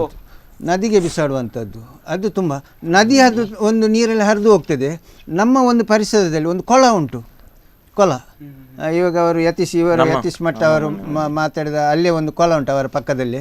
ಆ ಕೊಳಕ್ಕೆ ತಂದು ಬಿಸಾಡುವಂಥದ್ದು, ಅದು ನೀರು ಹರಿದು ಹೋಗುವಂಥದ್ದಲ್ಲ, ಅಲ್ಲೇ ಸ್ಟಾಪ್ ಅಲ್ಲೇ ಇರುವುದು. ಅದು ಕೂಡ ಅದು ಬೇರೆಯವರು ತಂದಲ್ಲ, ಆ ಪರಿಸರದವರೇ. ಎಷ್ಟು ಹೇಳಿದರೂ ಇಲ್ಲ. ಇದನ್ನು ನಾವು ಇವಾಗ ಈ ಥರ ಒಂದು ಕಂಪ್ಲೇಂಟ್ ಕೊಟ್ಟ ಇಲ್ಲದೆ ಇದು ಮಾಡಿಯೇ ಇದನ್ನು ನಿಲ್ಲಿಸಬೇಕಾಗ್ತದೆ. ಈ ಥರ ನಮ್ಮ ಒಂದು ಪರಿಸರವನ್ನು ನಮ್ಮ ಈ ಏರಿಯಾದಲ್ಲಿ ಅದನ್ನು ನಿಲ್ಲಿಸಬೇಕಾಗ್ತದೆ. ಅದನ್ನು ಅಲ್ಲ, ಎಷ್ಟೇ ಕಂಪ್ಲೇಂಟ್ ಕೊಟ್ಟರು, ಎಷ್ಟೇ ಯಾರೇ ಬಂದು ಹೀಗೆ ಮಾಡಬೇಡಿ ಅಂತ ಹೇಳಿದ್ರು ಕೂಡ ನಂತರ ಅದೊಂದು 1 ತಿಂಗಳು ತಣ್ಣಗಾಗ್ಬೋದು, 2 ತಿಂಗಳು ತಣ್ಣಗಾಗ್ಬೋದು, ಮತ್ತೆ 3ನೇ ತಿಂಗಳು ಸ್ಟಾರ್ಟಿಂಗ್ ಇಂದ ಮತ್ತೆ ಶುರು ಆಗ್ತದೆ. ನಾವು ಹೇಳಿದ್ರು ಕೂಡ ಅವರು ಒಂದು ದಿವಸ ಬರೋದಿಲ್ಲ, ಮತ್ತೆ ನಾವು ಇಲ್ಲದಾಗ ಬಂದು ಹಾಕಿ ಹೋಗ್ತಾರೆ. ಅಲ್ಲ, ಅದೇ ಅದನ್ನ ತಡೆಗಟ್ಟ ಅಂದ್ರೆ ಅಲ್ಲಿ ಬೋರ್ಡ್ ಹಾಕುವಂತದ್ದಾಗಿರ್ಬೋದು. ಅಂದ್ರೆ ಅವರಿಗೆ ಮನಸ್ಸಲ್ಲಿ ಬರ್ಬೇಕು ನಾನು ಬಿಸಾಡಬಾರ್ದಂತ, ಆವಾಗ ಕ್ಲೀನ್ ಆಗ್ತದೆ ಅಷ್ಟೇ. ಎಲ್ರಿಗೆ ಅವರಿಗೆ ಅಂತಲ್ಲ, ಪ್ರತಿಯೊಬ್ಬರಿಗೆ. ಈಗ ನಾನು ಬಿಸಾಡಬಾರ್ದು, ಮತ್ತೊಬ್ಬರು ಕೂಡ ಬಿಸಾಡಬಾರ್ದು, ಆವಾಗ ಕ್ಲೀನ್ ಆಗಿರ್ತದೆ. ಕೆಲವು ಕಡೆ ನೋಡಿದ್ದೇನೆ, ಈ ಮಂಗಳೂರು ಕಡೆ ಅಲ್ಲಿಯ ಸಂಘಟನೆಗಳೆಲ್ಲ ಈ ಕಸದ ರಾಶಿಯಲ್ಲಿ ಅವರ ಅಡ್ರೆಸ್ಸನ್ನು ಹುಡುಕ್ತಾರೆ. ಕಸದ ರಾಶಿಯಲ್ಲಿ ಅಡ್ರೆಸ್ಸನ್ನು ಹುಡುಕೋಗಿ ಅವರ ಮನೆಯ ಅಂಗಡಿಯೊಳಗೆ ಬಿಸಾಡುವಂಥದ್ದು, ಇಂಥ ಕೆಲಸವನ್ನು ಮಾಡ್ತಾರೆ. ಇದರಿಂದಾಗಿಯೂ ಕೂಡ ಜನರು ಸ್ವಲ್ಪ ಪಾಠ ಕಲಿಯಲೂಬಹುದು. ಅಂಥ ಕೆಲವು ಸಂಘಟನೆ ಹೆದರಿಕೆ ಹುಟ್ಟಿಸುವಂಥದ್ದು, ಅದರಲ್ಲಿ ಅಡ್ರೆಸ್ಸನ್ನು, ಅದು ಯಾರಿಂದ ಬಂದದ್ದು, ಎಲ್ಲಿಂದ ಬಂದದ್ದು, ಈ ಒಂದು ಕೆಲಸವನ್ನು ಪಂಚಾಯತ್ ಪೊಲೀಸ್ ಇಲಾಖೆಯು ಕೂಡ ಇಂಥದ್ದೊಂದು ಮಾಡಿ ಅದನ್ನೊಂದು ತಡೆಯುವ ನಿಟ್ಟನ್ನು ಕೈಗೊಳ್ಳಬೇಕಾಗ್ತದೆ. ಅಲ್ಲ, ಯಾಕೆ ಮಾಡಬೇಕು ಇಂಥ ಕೆಲಸಗಳನ್ನೆಲ್ಲ ಮಾಡದೆ ತಡೆಗಟ್ಟುವ ಕೆಲಸಗಳನ್ನ ಮಾಡಬೇಕು ಅಂದ್ರೆ ಉಡುಪಿ ಸ್ವಚ್ಛತೆಯ ನಗರ ಒಂದು, ಮತ್ತೆ ಇದೊಂದು ಸ್ವಚ್ಛತೆಯ ನಗರವಾಗಿ ರಾಜ್ಯ ಅಂದ್ರೆ ರಾಜ್ಯಕ್ಕೆ ಇದೊಂದು ಮಾದರಿ ಆಗೋ ನಿಟ್ಟಿನಲ್ಲಿ ಒಂದು ಉಡುಪಿ ಬಂದ್ರೆ ಎಲ್ಲರಿಗೂ ಒಂದು ಹೆಗ್ಗಳಿಕೆ, ಎಲ್ಲರಿಗೂ ಒಂದು ಹಿರಿಮೆ ಗರಿಮೆಯಾಗಿ ಮಾರ್ಪಾಟಾಗಿದೆ. ಪ್ರತಿಯೊಬ್ಬರಿಗೂ ಕೂಡ ಇಂಥ ಒಂದು ಮನೋಭಾವನೆ ಬರಬೇಕು. ಅದನ್ನ ಬೆಳೆಸುವ ನಿಟ್ಟಿನಲ್ಲಿ ನೀವು ಯಾವ್ದಾದ್ರು ಕಾರ್ಯಕ್ರಮಗಳನ್ನು ಹಮ್ಮಿಕೊಳ್ಳುವಂತ ಯೋಜನೆಗಳಿದೆಯಾ ಅಥವಾ ಯೋಚನೆಗಳಿದೆಯಾ? ಇದರಲ್ಲಿ ನಾವು ಇವಾಗ ನೋಡಿದ ಹಾಗೆ, ನಾನು ಫಸ್ಟ್ ಹೇಳಿದ ಹಾಗೆ, ಒಂದೊಂದು ಏರಿಯಾದಲ್ಲಿ 1 ಕಿಲೋಮೀಟ್ರಿಗೆ ಒಬ್ಬರನ್ನು ನೇಮಕ ಮಾಡಬೇಕು. ಸಂಘ ಸಂಸ್ಥೆ ಆಗಲಿ, ಪಂಚಾಯತ್ ಆಗಲಿ, ಆ ಮಟ್ಟದಲ್ಲಿ ಅವರು ಒಂದು ಸೈಕಲಲ್ಲಿ ಆಗಲಿ ಬೈಕಲ್ಲಿ ಹೋಗಿ ತಿರ್ಕಾಡ್ಕೊಂಡು ಕಸ ಬೀಳೋದಾಗಿ ಯಾರು ಇದು ಮಾಡ್ತಾರೆ ಆ ಥರ ನೋಡ್ಕೋಬೇಕು. ಮತ್ತು ರಾತ್ರಿ ನಮ್ಮ ಈ ಮೇನ್ ಜಾಗದಲ್ಲಿ CC ಕ್ಯಾಮರಾವನ್ನು ಇಟ್ಟು ಅವರಿಗೆ ನೋಡ್ಕೊಳ್ಳುವಂಥದ್ದು, ಅವರಿಗೆ ಒಂದು ಕಂಡು ಹುಡುಕುವಂಥದ್ದು. ಮತ್ತು ಒಂದು ಪೊಲೀಸ್ ಇಲಾಖೆ ಕೂಡ ಈ ನಿಟ್ಟಲ್ಲಿ ಸ್ವಲ್ಪ ಕೈ ಹಾಕಬೇಕು. ಬೀಚಲ್ಲಿ, ನಮ್ಮ ಈ ಮಟ್ಟು ಬೀಚಲ್ಲಿ ಇವಾಗ ಪ್ರವಾಸಿಗರ ಸಂಖ್ಯೆಯೂ ಕಡಿಮೆ ಆಗ್ತಾ ಉಂಟು. ಕ್ಲೀನಲ್ಲಿ ಇದ್ದರೆ ಬರುವುದಿಲ್ಲ. ಅಲ್ಲಿಯ ಬಾಟ್ಲಿ ಚೂರು ಇದನ್ನೆಲ್ಲ ಅಲ್ಲಿಯ ಸಂಘ ಸಂಸ್ಥೆಗಳು ಅದನ್ನು ಕ್ಲೀನ್ ಮಾಡ್ತಾರೆ. ಇವಾಗ ನಮ್ಮ ಈ ಪರಿಸರದ ಈ ಹೊಳೆಗೆ ಬಿಸಾಡುವಂಥದ್ದು ರಾತ್ರಿ ಹೊತ್ತಲ್ಲಿ ಬೆಳಗ್ಗಿನ ಜಾವದಲ್ಲಿ ತಂದು ಬಿಸಾಡಿ ಹೋಗುವಂಥದ್ದು. ಬೆಳಿಗ್ಗೆ ಹಗಲಿಗೆ ಹಾಕಿದರೆ ನಾವಲ್ಲಿ ಜೋರು ಮಾಡ್ತಾರೆ ನಮ್ಮ ಗಣೇಶ ಸಮಿತಿಯ ಯುವಕರು. ಅಲ್ಲದೆ ಬೇರೆ ಹೊರಗಿಂದ ಬರುವವರಂದರೆ ಬೈಕಲ್ಲಿ ಆ ಕಡೆ ಈ ಕಡೆ ಹೋಗುವವರು ಹಾಕ್ತಾರೆ. ಮತ್ತು ನಮ್ಮ ಊರಲ್ಲಿ ಕೂಡ ರಾತ್ರಿ ಬಂದು ಹಾಕ್ತಾರೆ. ಅದನ್ನು ಹೇಗೆ ತಡಿಬಹುದು ಅಂತೇಳಿ ಪೊಲೀಸ್ ಇಲಾಖೆ ಕೂಡ ಅದರಲ್ಲಿ ಒಂದು ನಿಲ್ಲುವಂಥದ್ದು. ಅಲ್ಲಿ ಕೂಡ ಅದು ಮೇನ್ ಆಗಿ ನದಿ ಬದಿಯವರು ಕೂಡ ಕೆಲವರು ಹಾಕ್ತಾರೆ, ಅವರು ಕೂಡ ಹಾಕುದಿಲ್ಲ ಅಂತಿಲ್ಲ. ನದಿ ಪಕ್ಕದಲ್ಲಿ ಮನೆ ಇದ್ರು ಕೂಡ ಅವರು ಕೂಡ ಬಿಸಾಡ್ತಾರೆ, ಕೆಲವರು ಇದ್ದಾರೆ. ಕೆಲವರು ಬಿಸಾಡುದಿಲ್ಲ, ಜಾಗ ಉಂಟು ಅವರಿಗೆ, ತುಂಬಾ ತೋಟ ಎಲ್ಲ ಉಂಟು, ಆದ್ರೂ ಕೂಡ ಏನಾದ್ರೂ ಸತ್ರೆ ಸೀದಾ ನದಿಗೆ, ಎಂತ ಕೂಡ ಹಾಕಿದ್ದು ನದಿಗೆ ಬಿಸಾಡುದು, ಅದು ಅಭ್ಯಾಸ ಆಗಿ ಹೋಗಿದೆ. ಪ್ರಾಣಿಗಳು, ನಾಯಿ, ಎಂತ ಸತ್ರು ಕೂಡ ಹಾಕ್ಬೋದಾ ಅಂತ ಅದನ್ನು ಹಾಕ್ಲಿಕ್ಕೆ ಇಲ್ಲ. ಇವಾಗ ಸ್ವಲ್ಪ ಕಡಿಮೆ ಆಗಿದೆ, ಆದ್ರೂ ಕೂಡ ಆದ್ರೂ ಕೋಳಿ ಗಿಳಿ ಎಲ್ಲ ಸತ್ತು ನಮ್ಗೆ ಅಲ್ಲಿ ಕಾಣ ಸಿಗ್ತದೆ, ಕೆಲವು ಜಾನುವಾರು ಕೂಡ ಸಿಗ್ತದೆ. ಆದ್ರೆ ಈಗ ಅವರೆಲ್ಲ ಸ್ವಲ್ಪ ಚೇಂಜ್ ಆಗ್ಬೇಕು. ಆಗ ಈಗ ನದಿ ಬದಿಯವರೇ ಸ್ವಲ್ಪ ಚೇಂಜ್ ಆದ್ರೆ ಮತ್ತೆ ಹೊರಗಿನವರು ಬಿಸಾಡುದಿಲ್ಲ. ನದಿ ಬದಿಯವರೇ ಸ್ವಲ್ಪ ಕ್ಲೀನ್ ಇಟ್ರೆ ಬಿಸಾಡ್ಲಿಕ್ಕೆ ನೋಡ್ತಾರೆ, ಹಿಂದೆ ಮುಂದೆ ಕಸ ಇಲ್ಲ ಯಾಕೆ ಬಿಸಾಡುದು ಬೇಡ, ತಗೊಂಡು ಹೋಗ್ತಾರೆ ಮತ್ತೆ ಅವರೇ. ಅಂದ್ರೆ ಈಗ ನೀವು ಹೇಳೋದಾದ್ರೆ ಒಂದು ಕುಟುಂಬಕ್ಕೆ ಅಂದ್ರೆ ಪ್ರತಿಯೊಂದು ಕುಟುಂಬಗಳು ಹಲವಾರು ನಾಗರಿಕರು ಮತ್ತು ಹಲವಾರು ಕುಟುಂಬಗಳು ಆ ಒಂದು ಪ್ರದೇಶದಲ್ಲಿ ಇರ್ತಕ್ಕಂಥದ್ದು. ಅಂತ ಸಂದರ್ಭದಲ್ಲಿ ಕುಟುಂಬಗಳಿಗೆ ಯಾವ ರೀತಿಯಾದಂಥ ಒಂದು ಎಚ್ಚರಿಕೆ ಅಂದ್ರೆ ಯಾವ ತರ ಅಂತಂದ್ರೆ ಆರೋಗ್ಯದ ದೃಷ್ಟಿಯಲ್ಲಿ ಆಗಿರ್ಬೋದು, ಅಥವಾ ಮುಂದಿನ ಒಂದು ಸ್ವಚ್ಛತೆಯ ದೃಷ್ಟಿಯಲ್ಲಿ ಆಗಿರ್ಬೋದು, ಅಥವಾ ಯುವ ಪೀಳಿಗೆಯ ದೃಷ್ಟಿಯಲ್ಲಿ ಆಗಿರ್ಬೋದು, ಆ ರೀತಿಯ ಒಂದು ಪಾಸಿಟಿವ್ ಎಚ್ಚರಿಕೆ ಅಂತ ಹೇಳ್ತಾರೆ. ಇದನ್ನ ಅದು ಯಾವ ತರ ಕೊಡೋದಕ್ಕೆ ಇಷ್ಟಪಡ್ತಾರೆ? ಇವಾಗ ಈ ಸೊಳ್ಳೆಗಳಿಂದ ಉತ್ಪತ್ತಿಯಾಗುವ ಈ ನಮ್ಮ ಈ ಸಿಯಾಳದಿಂದ ಬರುವಂಥದ್ದು ಅದನ್ನೊಂದು ಇಲಾರಿ ಮಾಡುವಂಥದ್ದು, ಇದನ್ನೆಲ್ಲ ಆರೋಗ್ಯ ಇಲಾಖೆ ಮತ್ತು ಪಂಚಾಯತ್ ಇದು ಎಲ್ಲ ಮನೆಗಳಿಗೂ ಕೂಡ ಒಂದು ತಿಳಿಸುವಂಥ ಕುಟುಂಬಕ್ಕೆ ನಾವು ಹೇಗೆ ರೇಷನ್ ಅದನ್ನೆಲ್ಲ ಕೊಡ್ತೇವೆ ಅದೇ ರೀತಿ ನಮ್ಮ ಪರಿಸರವನ್ನು ನೀವು ಯಾವ ರೀತಿ ಇಟ್ಕೋಬೇಕು, ಆರೋಗ್ಯ ಇಲಾಖೆಯವರು ಕೂಡ ಬರ್ತಾರೆ. ನಿಮ್ಮ ಪರಿಸರವನ್ನು ಹೇಗೆ ಇಟ್ಕೋಬೇಕು, ಅಲ್ಲಿ ನೀರು ಮನೆ ಮನೆಗೆ ಬರ್ತಾರೆ, ಸಲಹೆ ನೀಡ್ತಾರೆ. ಆದರೂ ಕೂಡ ಮನೆಯವರು ಅದಕ್ಕೂ ಸ್ಪಂದಿಸಬೇಕು, ಎಲ್ಲ ಮನೆಯವರು ಕೂಡ. ಅಲ್ಲದೆ ನಮ್ಮ ಪಂಚಾಯತ್ ಕೂಡ ಅದಕ್ಕೂ ಸ್ವಲ್ಪ ಕೈ ಜೋಡಿಸಬೇಕು ಈ ನಿಟ್ಟಲ್ಲಿ, ಅದರ ಒಂದು ಪರಿಸರವನ್ನು ಪಾಲಿಸುವ ನಿಟ್ಟಲ್ಲಿ. ಮತ್ತು ನಮ್ಮ ಈ ವಾತಾವರಣ ಕೂಡ ಗಾಳಿಯಲ್ಲೇ ಇದಾಗಿದೆ. ಇವಾಗ ನಾವು ಫಸ್ಟಿಗೆ ಹೇಳಿದ್ದಕ್ಕೆ ಒಂದು ದೊಡ್ಡ ಸಮಸ್ಯೆ ಫಿಶ್ ಮಿಲ್ಲಿದ್ದು, ಅಲ್ಲಿಯ ಗಾಳಿ ವಾಸನೆಯುಕ್ತ ಗಾಳಿಯಲ್ಲಿ ಬರುವಂಥದ್ದು ಅದು ಬರ್ತಾ ಉಂಟು. ಆದರೆ ಮಟ್ಟು ಮತ್ತು ನಮ್ಮ ಯಾನಗುಡ್ಡೆ ಪರಿಸರದಲ್ಲಿ ಬರ್ತಾ ಉಂಟು. ಇದು ಕೂಡ ಒಂದು ಪರಿಸರಕ್ಕೆ ಕಸವೇ ಅಲ್ಲ, ಅದು ಕೂಡ ಒಂದು ಸಮಸ್ಯೆನೇ. ಅಂದ್ರೆ ಈ ಒಂದು ಮಾಹಿತಿಗಳನ್ನ ಅಂದ್ರೆ ಮುಂದಿನ ದಿನಗಳಲ್ಲಿ ಇದನ್ನು ಜಾಸ್ತಿ ಆಗ್ಬೋದು. ಅಂದ್ರೆ ಯುವ ಪೀಳಿಗೆಗೆ ಯಾವ ರೀತಿಯಲ್ಲ ಅಂದ್ರೆ ಹೀಗೆ ಮಾಡಬಾರ್ದು, ಈಗಿನ ಮಕ್ಕಳೇ ಮುಂತಾದ ಕಸ ವಿಲೇವಾರಿಯನ್ನ ಮಾಡ್ತಾರೆ. ಅಂದ್ರೆ ಯಾವ್ದಾವ್ದೋ ಸಣ್ಣ ಪುಟ್ಟ ಕಸಗಳನ್ನ ತಂದು ಹಾಕೋದು, ಅಂದ್ರೆ ಅದು ಅವರಿಗೆ ಅಭ್ಯಾಸ ಆಗ್ತಾ ಹೋಗುತ್ತೆ. ಇವತ್ತು ಸಣ್ಣ ಪುಟ್ಟ ಕಸಗಳನ್ನ ಹಾಕಿದವರು ಮುಂದಿನ ದಿನ ಇನ್ನೂ ದೊಡ್ಡ ದೊಡ್ಡ ಕಸಗಳನ್ನ ಹಾಕ್ಬೋದು. ಅಂತ ಸಂದರ್ಭದಲ್ಲಿ ಅವರಿಗೆ ಯಾವ ರೀತಿಯಾದಂತ ಒಂದು ಸಂದೇಶಗಳನ್ನ ಈ ಒಂದು ಪರಿಸರದ ಹಾಳು ಮಾಡಬಾರ್ದು ಅನ್ನೋ ನಿಟ್ಟಿನಲ್ಲಿ ನೀವು ಕೊಡ್ಬೇಕಂತ ಅಂದ್ರೆ ಒಂದು ಕಾರ್ಯಕ್ರಮಗಳನ್ನ ಮಾಡ್ಬೋದಲ್ಲ ನೀವು? ಹೌದು, ಸರಿ ಹೇಳಿದಾಗೆ ಶಾಲೆಯಲ್ಲಿ ಅದನ್ನು ಇದಲ್ಲ, ಇಂಗ್ಲೀಷ್ ಮೀಡಿಯಮ್ ಆಗಲಿ ಯಾವುದೇ ಮೀಡಿಯಮ್ ಆಗಲಿ ಸಣ್ಣ ಮಕ್ಕಳಲ್ಲೇ ಅರಿವು ಮೂಡಿಸಬೇಕು. ಕಸವನ್ನು ಗುಡಿಸುವಂಥದ್ದು, ಕ್ಲೀನ್ ಮಾಡುವಂಥದ್ದು, ನೆಲ ಒರೆಸುವಂಥದ್ದಾಗಲಿ ಯಾವುದು ಕ್ಲೀನನ್ನು ಸಣ್ಣ ಮಕ್ಕಳಲ್ಲೇ ಅರಿಸಬೇಕು. ಅಲ್ಲೇ ನಮ್ಮ ಮನೆಯಲ್ಲಿ ಕೂಡ, ನಮ್ಮ ಮನೆಯಲ್ಲಿ ತಂದೆ ತಾಯಿಗಳು ಕೂಡ ಈ ಮಕ್ಕಳಲ್ಲಿ ಬೆಳೆಸಬೇಕು ಈ ಬುದ್ಧಿಯನ್ನು. ಮನೆಯಲ್ಲಿ ಯಾವ ರೀತಿ ಅದನ್ನು ಜೋಡಿಸಬೇಕು, ಎಲ್ಲಿ ಕ್ಲೀನ್ ಇಡಬೇಕು, ಯಾವ ರೀತಿ ಸಣ್ಣ ಮಕ್ಕಳನ್ನು ಅದನ್ನು ನಾವು ಕಳಿಸಬೇಕು. ಅಲ್ಲದೆ ಕೆಲವು ನಮ್ಮ ಮನೆಯ ಬಿದ್ದದ್ದು ತುಂಬ ಜಾಗ ಇದ್ದವರದ್ದು ಮನೆ ಬಂದ ಎಲೆಗಳನ್ನಾಗಲಿ ಅದನ್ನು ಗೊಬ್ಬರ ಮಾಡುವಂಥದ್ದಾಗಲಿ ಇದನ್ನು ಮಾಡುವ. ಎಸ್ ಸರ್, ಎಲ್ಲಿಂದ ಕರೆ ಮಾಡ್ತಾ ಇದ್ದೀರಿ ಸರ್? ಹಲೋ, ಮಟ್ಟಿನಿಂದ ಸರ್, ಅಶೋಕ್ ಮಟ್ಟು. ಹಾಂ ಹಾಂ ಹಾಂ, ಹೇಳಿ ಸರ್. ಅಂದ್ರೆ ನಿಮ್ಮದೇ ಒಂದು ಪ್ರದೇಶದಲ್ಲಿ ಒಂದು ಪಾಪನಾಶಿನಿ ನದಿ ಒಂದು ಅವ್ಯವಸ್ಥೆಗೆ ಒಳಗಾಗಿರ್ತಕ್ಕಂಥದ್ದು, ಈ ಕುರಿತಾಗಿ ನೀವೇನು ಹೇಳ್ತೀರಿ? ಪಾಪನಾಶಿನಿ ನದಿಯಲ್ಲಿ ಕಳೆದ ವರ್ಷ ಒಂದು ಹೆಣದ ಕೆಂಪು ಶಾರ್ಟಿನ ಕೈ ಒಂದು ಬಂದಿತ್ತು. ಅದರ ಬಗ್ಗೆ ಲಕ್ಷ್ಮಣ್ ಮಟ್ಟು ಎಂತ ಸ್ವಲ್ಪ ಹೇಳಿದ್ರೆ ಒಳ್ಳೇದಿತ್ತು. ನಿಮ್ಮ ಹತ್ರ ಹೇಳಿ ಅಂತ ಕೇಳ್ತಾ ಇದ್ದಾರೆ. ಹೌದು, ಅದ್ರ ಬಗ್ಗೆ ಅಂತ ಹೇಳಿದರೆ ನಮ್ಮ ಒಂದು ಅಲ್ಲೊಂದು ಕೆಂಪು ನಮ್ಮೊಬ್ಬರು ನಮ್ಮ ಗೆಳೆಯರು ಫೋನ್ ಮಾಡಿದರು, ಇಲ್ಲಿ ಒಂದು ಹೆಣ ಬಂದಿದೆ, ಇಲ್ಲಿ ಬಿದ್ದಿದೆ ಅಂತೇಳಿ. ನಾವು ನೋಡಿ ಹೌದಂತೇಳಿ ಹೆಣ ನಾವು ನೋಡಲಿಕ್ಕೆ ಆಗೋದು, ರಾತ್ರಿ 10 ಗಂಟೆ ಆಗಿದೆ. ನಾವು ಪೊಲೀಸ್ ಕಂಪ್ಲೇಂಟ್ ಮಾಡಿದ್ವಿ. ಪೊಲೀಸರು ಬಂದು ಅದನ್ನು ನೋಡಿದಾಗ ಅದು ಸಿಗಲಿಲ್ಲ. ಮತ್ತು ಮರುದಿವಸ ಸಿಕ್ಕಿತ್ತು. ಮರುದಿವಸ ಸಿಕ್ಕಿದ್ದು ಅದು ನೋಡುವಾಗ ಈ ಒಂದು ಸ್ಪಂಜ್ ಇದ್ದು ಗೊಂಬೆ, ಆ ಗೊಂಬೆಯನ್ನು ಕೂಡ ಸ್ಪಂಜ್ ಇದ್ದದ್ದು ಬೇಡವಾದ ವಸ್ತನ್ನು ಕೂಡ ನದಿಗೆ ಬಿಸಾಡ್ತಾರೆ. ಅದು ತೇಳ್ಕೊಂಡು ಬಂದು ದಡಕ್ಕೆ ನಿಂತಿತ್ತು. ಅವರು ಹೆದರ್ಕೊಂಡು ನಮಗೆ ತಿಳಿಸಿದ್ರು. ನಾವು ಪೊಲೀಸ್ ಕಂಪ್ಲೇಂಟ್ ಮಾಡಿದ್ವಿ, ಯಾರು ಹೆಣ ಬಂದು ನಿಂತಿದೆ ಅಂತೇಳಿ. ಈ ಥರ ಕೂಡ ಒಂದು ಘಟನೆ ನಡೆದಿತ್ತು. ಅಂದ್ರೆ ಈಗ ಯಾವುದೊಂದು ಭೂಮಿ ಎಲ್ಲ ಒಂದು ತ್ಯಾಜ್ಯಗಳನ್ನ ಅಥವಾ ಒಂದು ಮನುಷ್ಯ ಏನೇ ತಪ್ಪು ಮಾಡಿದ್ರು ತನ್ನ ಹೊಟ್ಟೆಗೆ ಹಾಕೊಳ್ತಾರೆ ಅಂತ ಹೇಳ್ತಾಳೆ. ಅದೇ ರೀತಿ ಈ ಪಾಪನಾಶಿನಿ ನದಿಯು ಕೂಡ ಎಲ್ಲಾ ಒಂದು ತ್ಯಾಜ್ಯಗಳನ್ನು ಕೂಡ ತನ್ನ ಒಡಲಿಗೆ ಹಾಕೊಳ್ತಾ ಇದ್ದಾಳೆ ಅಂತ ಹೇಳ್ಬೋದಾಗಿದೆ. ಇದನ್ನ ತಡೆಗಟ್ಟುವ ನಿಟ್ಟಿನಲ್ಲಿ ಒಂದು ನಗರಾಡಳಿತ ಕ್ರಮಗಳನ್ನು ಕೈಗೊಳ್ಬೇಕು. ಮುಂಚೆ ಮತ್ತೊಂದು ನಮ್ಮ ಈ ನದಿಯಲ್ಲಿ ಕೂಡ ಮುಂಚೆ ಸರಾಗವಾಗಿ ನೀರು ಹರಿತಿತ್ತು. ಇವಾಗ ಮರಳು ತೆಗಿಲಿಕ್ಕಿಲ್ಲ, ಮರಳೆಲ್ಲ ದಂಡೆ ಬಿದ್ದಿದೆ. ಅಲ್ಲದೆ ಒಂದು ಅಣೆಕಟ್ಟು ಫೇಲಾಗಿ ಅಲ್ಲಿ ಒಂದು ತಡೆ, ಅಲ್ಲದೆ ನಾವಾಗಿ ಒಂದು ಸೃಷ್ಟಿದ ಒಂದು ಇದುಂಟು ಇವಾಗ ಸಮಸ್ಯೆ. ನಾವು ನೆಟ್ಟದ್ದು, ನಾನು ಸಣ್ಣದಿರುವಾಗ ಶಾಲೆಗೆ ಹೋಗ ಈ ಅಲ್ಲಿ ಕಾಣ್ಲಾ ಗಿಡವನ್ನು ಅಲ್ಲಿ ಒಂದು ಪರಿಸರದಲ್ಲಿ ನಾವು ನಾಟಿ ಮಾಡಿದ್ವಿ. ಇವಾಗ ದೊಡ್ಡದಾಗಿ ಅದು ಕುದುರೆ ಆಗಿದೆ. ಇದು ಕೂಡ ಒಂದು ಸಮಸ್ಯೆ ನಮಗೆ, ಒಂದು ನದಿ ಕೊರೆತ ಮತ್ತು ಈ ಕಸ ಬಂದು ಎಲ್ಲ ಅಲ್ಲಿ ಸ್ಟಾಕ್ ಆಗುವಂಥದ್ದು, ಅದು ಇಳಿದು ಹೋಗುವುದಿಲ್ಲ ನೀರಲ್ಲಿ. ಇದು ಕೂಡ ಒಂದು ಸಮಸ್ಯೆ ಆಗಿದೆ ಅಲ್ಲಿ. ಎಸ್, ಕೊನೆಯದಾಗಿ ಈ ಕಾರ್ಯಕ್ರಮದಲ್ಲಿ ನೀವೇನು ಹೇಳೋದಕ್ಕೆ ಇಷ್ಟಪಡ್ತೀರಿ? ನಾವು ಹೇಳೋದಂದರೆ ನಮ್ಮ ಈ ಯುವಕರಾಗಲಿ ನಮ್ಮ ಈ ಪರಿಸರ ನಮ್ಮ ಜನ ನಾವೇ ಒಂದು ಅದಕ್ಕೆ ಸ್ಪಂದಿಸಬೇಕು ವಿನಃ ಬೇರೆ ಯಾರು ಹೇಳಿ ಇಲ್ಲದೆ ದಂಡನೆ ವಿಧಿಸಿ ಅದು ಸಾಧ್ಯವಿಲ್ಲ. ನಮ್ಮ ಮನಸ್ಥಿತಿಯಲ್ಲೇ ನಾವು ಅದನ್ನು ಸುಧಾರಿಸ್ಕೋಬೇಕು. ಮಕ್ಕಳಿಗೆ ಸಣ್ಣದರಲ್ಲೇ ಅರಿವು ಮೂಡಿಸಬೇಕು. ಮತ್ತು ನಮ್ಮ ಮನೆಯ ಸ್ವಚ್ಛತೆಯನ್ನು ನಾವು ಕಾಪಾಡ್ಕೋಬೇಕು. ಮತ್ತು ನಮ್ಮ ಈ ಗ್ರಾಮ ಪಂಚಾಯತ್ ಮಟ್ಟದಲ್ಲಿ ಅದನ್ನು ಸ್ವಚ್ಛತವಾಗಿಡಬೇಕು. ಮತ್ತು ಪೊಲೀಸ್ ಇಲಾಖೆಯು ಕೂಡ ಇದಕ್ಕೆ ಸ್ವಲ್ಪ ಕಾನೂನನ್ನು ರೂಪಿಸಬೇಕು. ಬರೀ ಇದನ್ನು ನಾವು ಸ್ವಚ್ಛತಾ ಅಭಿಯಾನ ಹೇಳಿ ಒಂದು ದಿವಸ ಮಾಡಿದರೆ ಸಾಕಾಗೋದಿಲ್ಲ. ಪ್ರತಿ ದಿವಸ ನಮ್ಮ ಏರಿಯಾವನ್ನು ಕಾಪಾಡಿಕೊಂಡು ಬರಬೇಕಂತೇಳಿ ಜನರಲ್ಲಿ ನಮ್ಮ ಮನವಿ. ಎಸ್, ಇಬ್ಬರಿಗೂ ಧನ್ಯವಾದಗಳು ಈ ಒಂದು ಕಾರ್ಯಕ್ರಮಕ್ಕೆ ಬಂದಿದ್ದು.